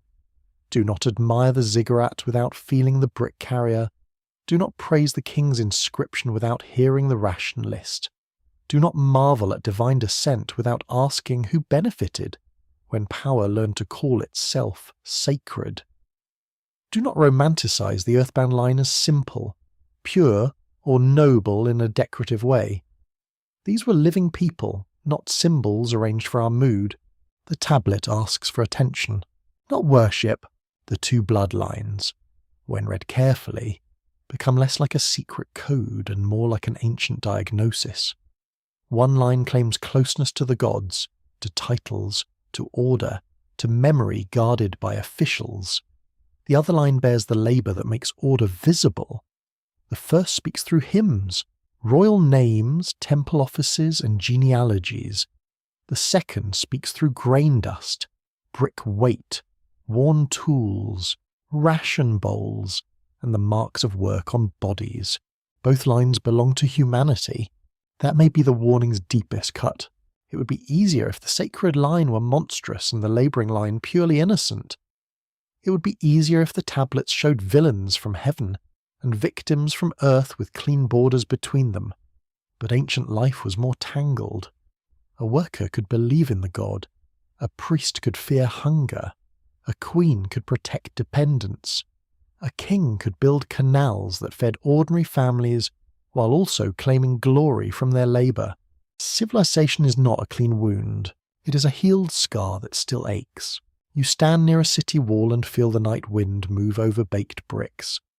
Outside, fields spread toward dark water.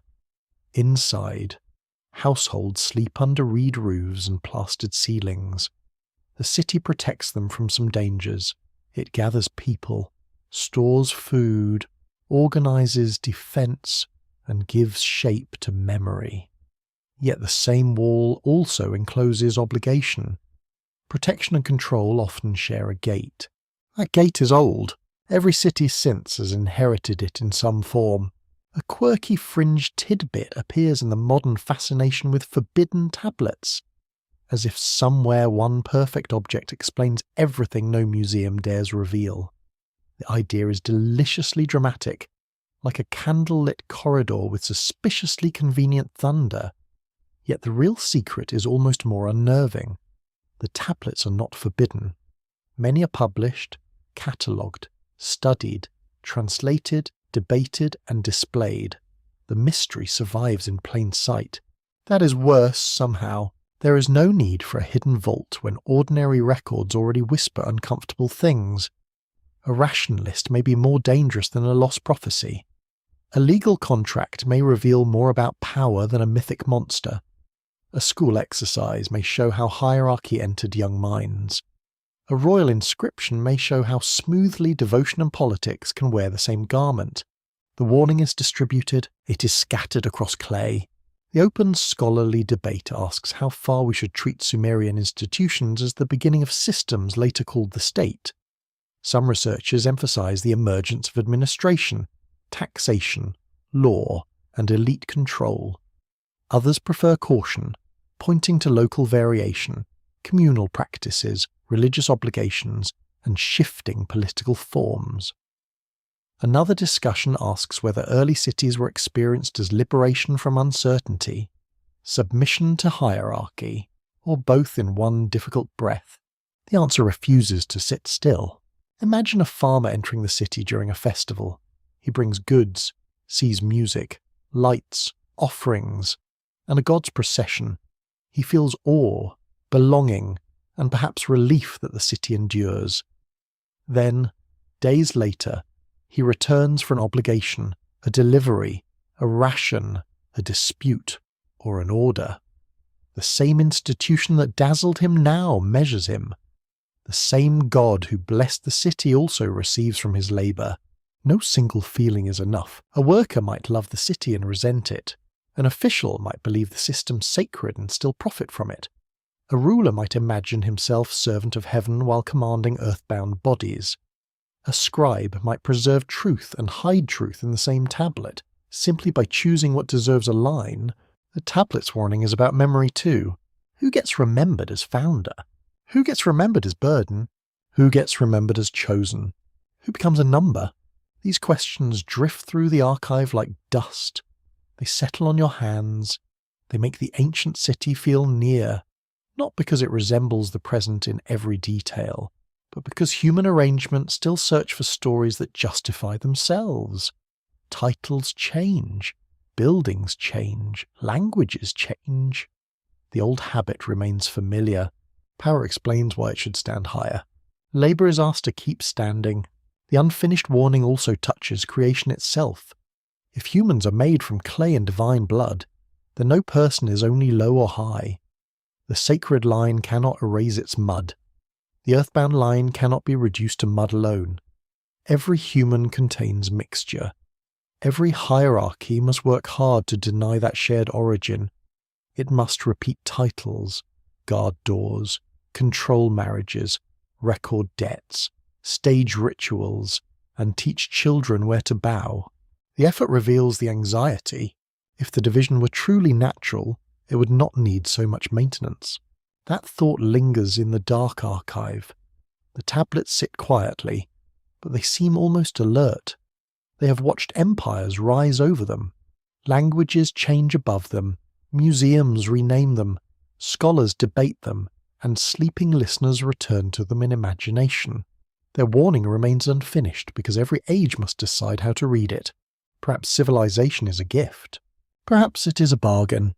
Perhaps it's a beautiful trap humans keep rebuilding because the alternative feels colder. The lamp burns lower. The archive walls fade into shadow. One tablet lies near the edge of the table, broken across its lower lines. The missing part feels intentional. though of course it is not. Time breaks things without symbolism. Humans add the symbolism later because we cannot help ourselves. Still, the broken space speaks. It says the record is incomplete. It says no one has the whole truth. It says the two lines may be less a solved mystery than a mirror held to the first cities, where human beings learned to organize both hope and inequality under the same sky. You leave the tablet resting in darkness. Its warning does not follow loudly. It travels like a faint grain of clay dust on the skin, nearly invisible, hard to remove, quietly reminding you that the story of civilization has never been only about what humans built. It is also about what building required. At last, the two lines begin to blur, not because the mystery has vanished, but because ancient truth often softens when you hold it too tightly. The sacred line and the earthbound line seemed separate in temple, tablet, title, labour, myth, and memory. One moved upward toward divine names, the other moved through soil, water, brick, wool, and grain. Yet both were carried by human bodies, and every human body belongs to time. You stand outside the city under a quiet sky. The walls of Sumer rise behind you, dark against the last light. The temple platform no longer glows. The fields are silvered by moonlight. Irrigation canals draw thin lines through the plain. Frogs call from reeds. Somewhere within the walls, a child dreams without knowing whether his family serves a god, a king, a field, or a future he cannot imagine. Dreams do not respect categories. That may be their mercy. The tablets tried to hold the world steady. They named kings, counted workers, fed gods, arranged inheritance, preserved myths, and gave order to events too large for ordinary memory. Yet even clay has limits. It cracks, it breaks, it loses edges. It keeps some names and drops others into silence. The archive is not a complete world. It is a lantern with missing glass. Still it shines.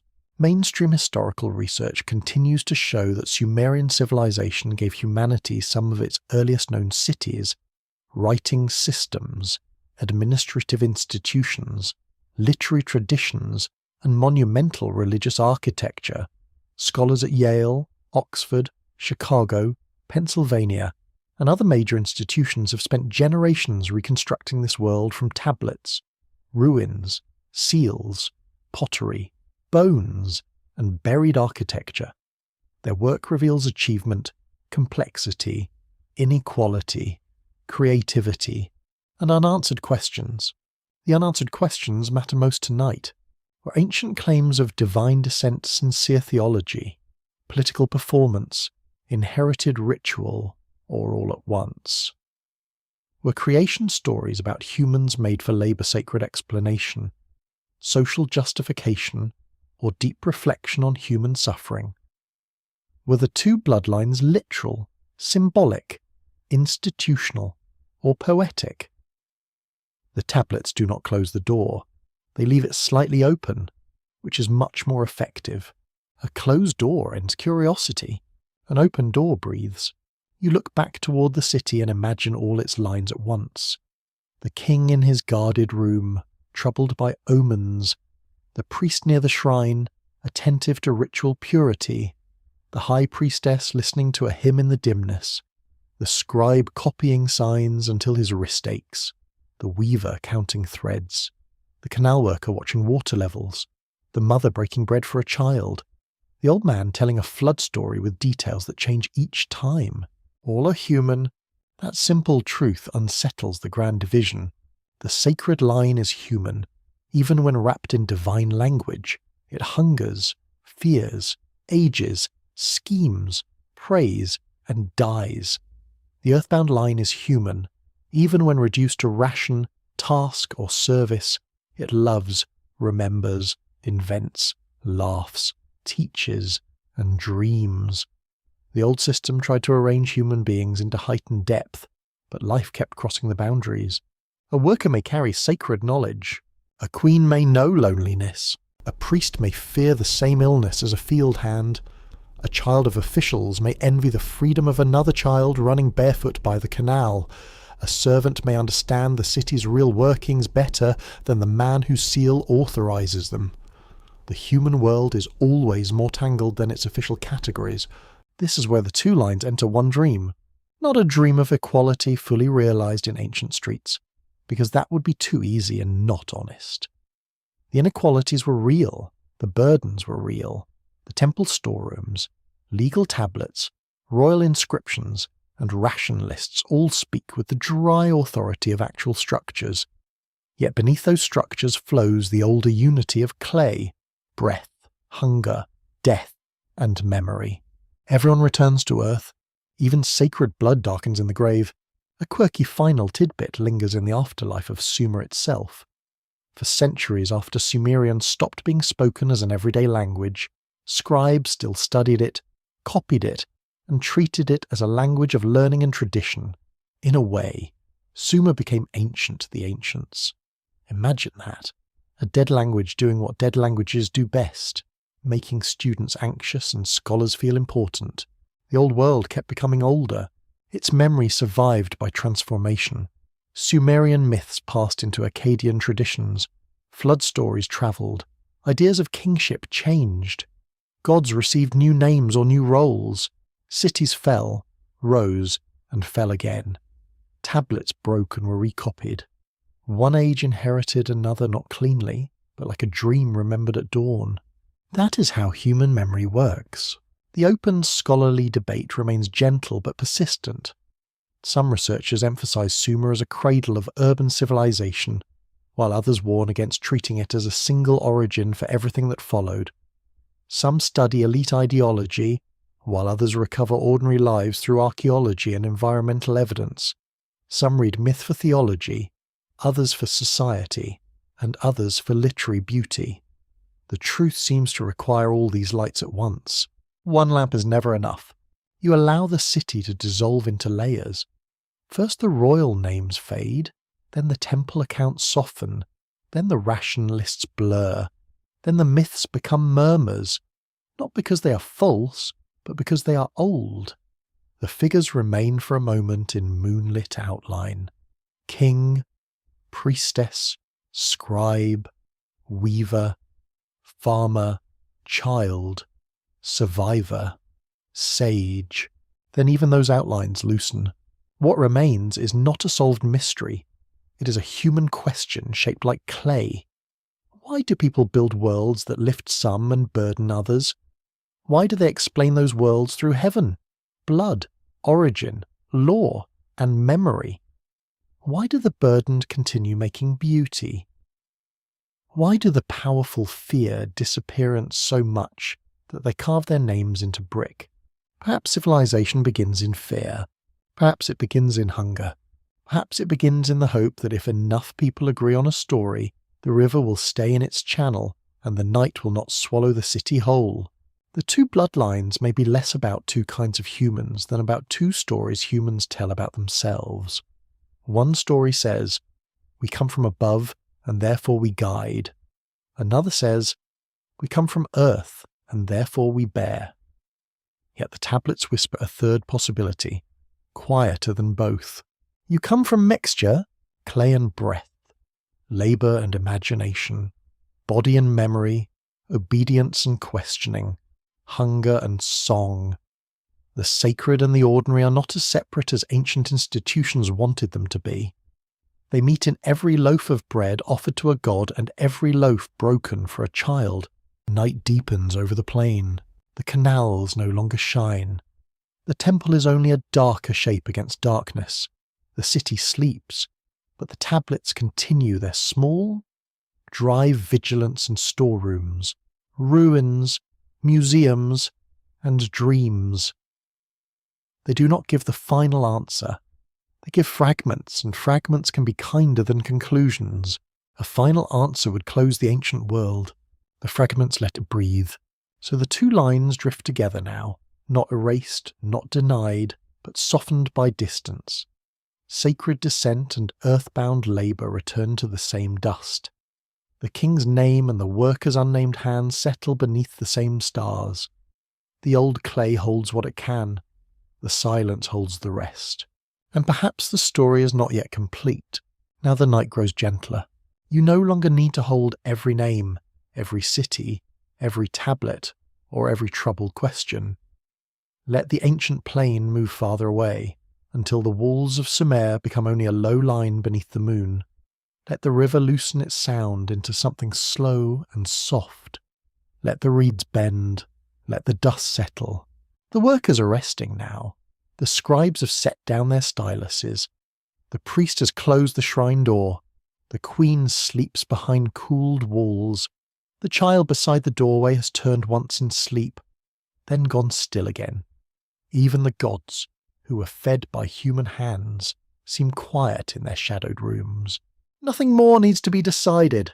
The old tablets can wait. They have waited through floods, kings, fires, ruins, museums, and the long patience of buried earth. They can wait through your sleep as well. Breathe slowly. The clay is cool. The lamps are dim. The stars over Mesopotamia are far away, yet somehow near enough to soften the dark around you. Whatever bloodline, story, burden, or memory you carry, it may rest for now. It may loosen.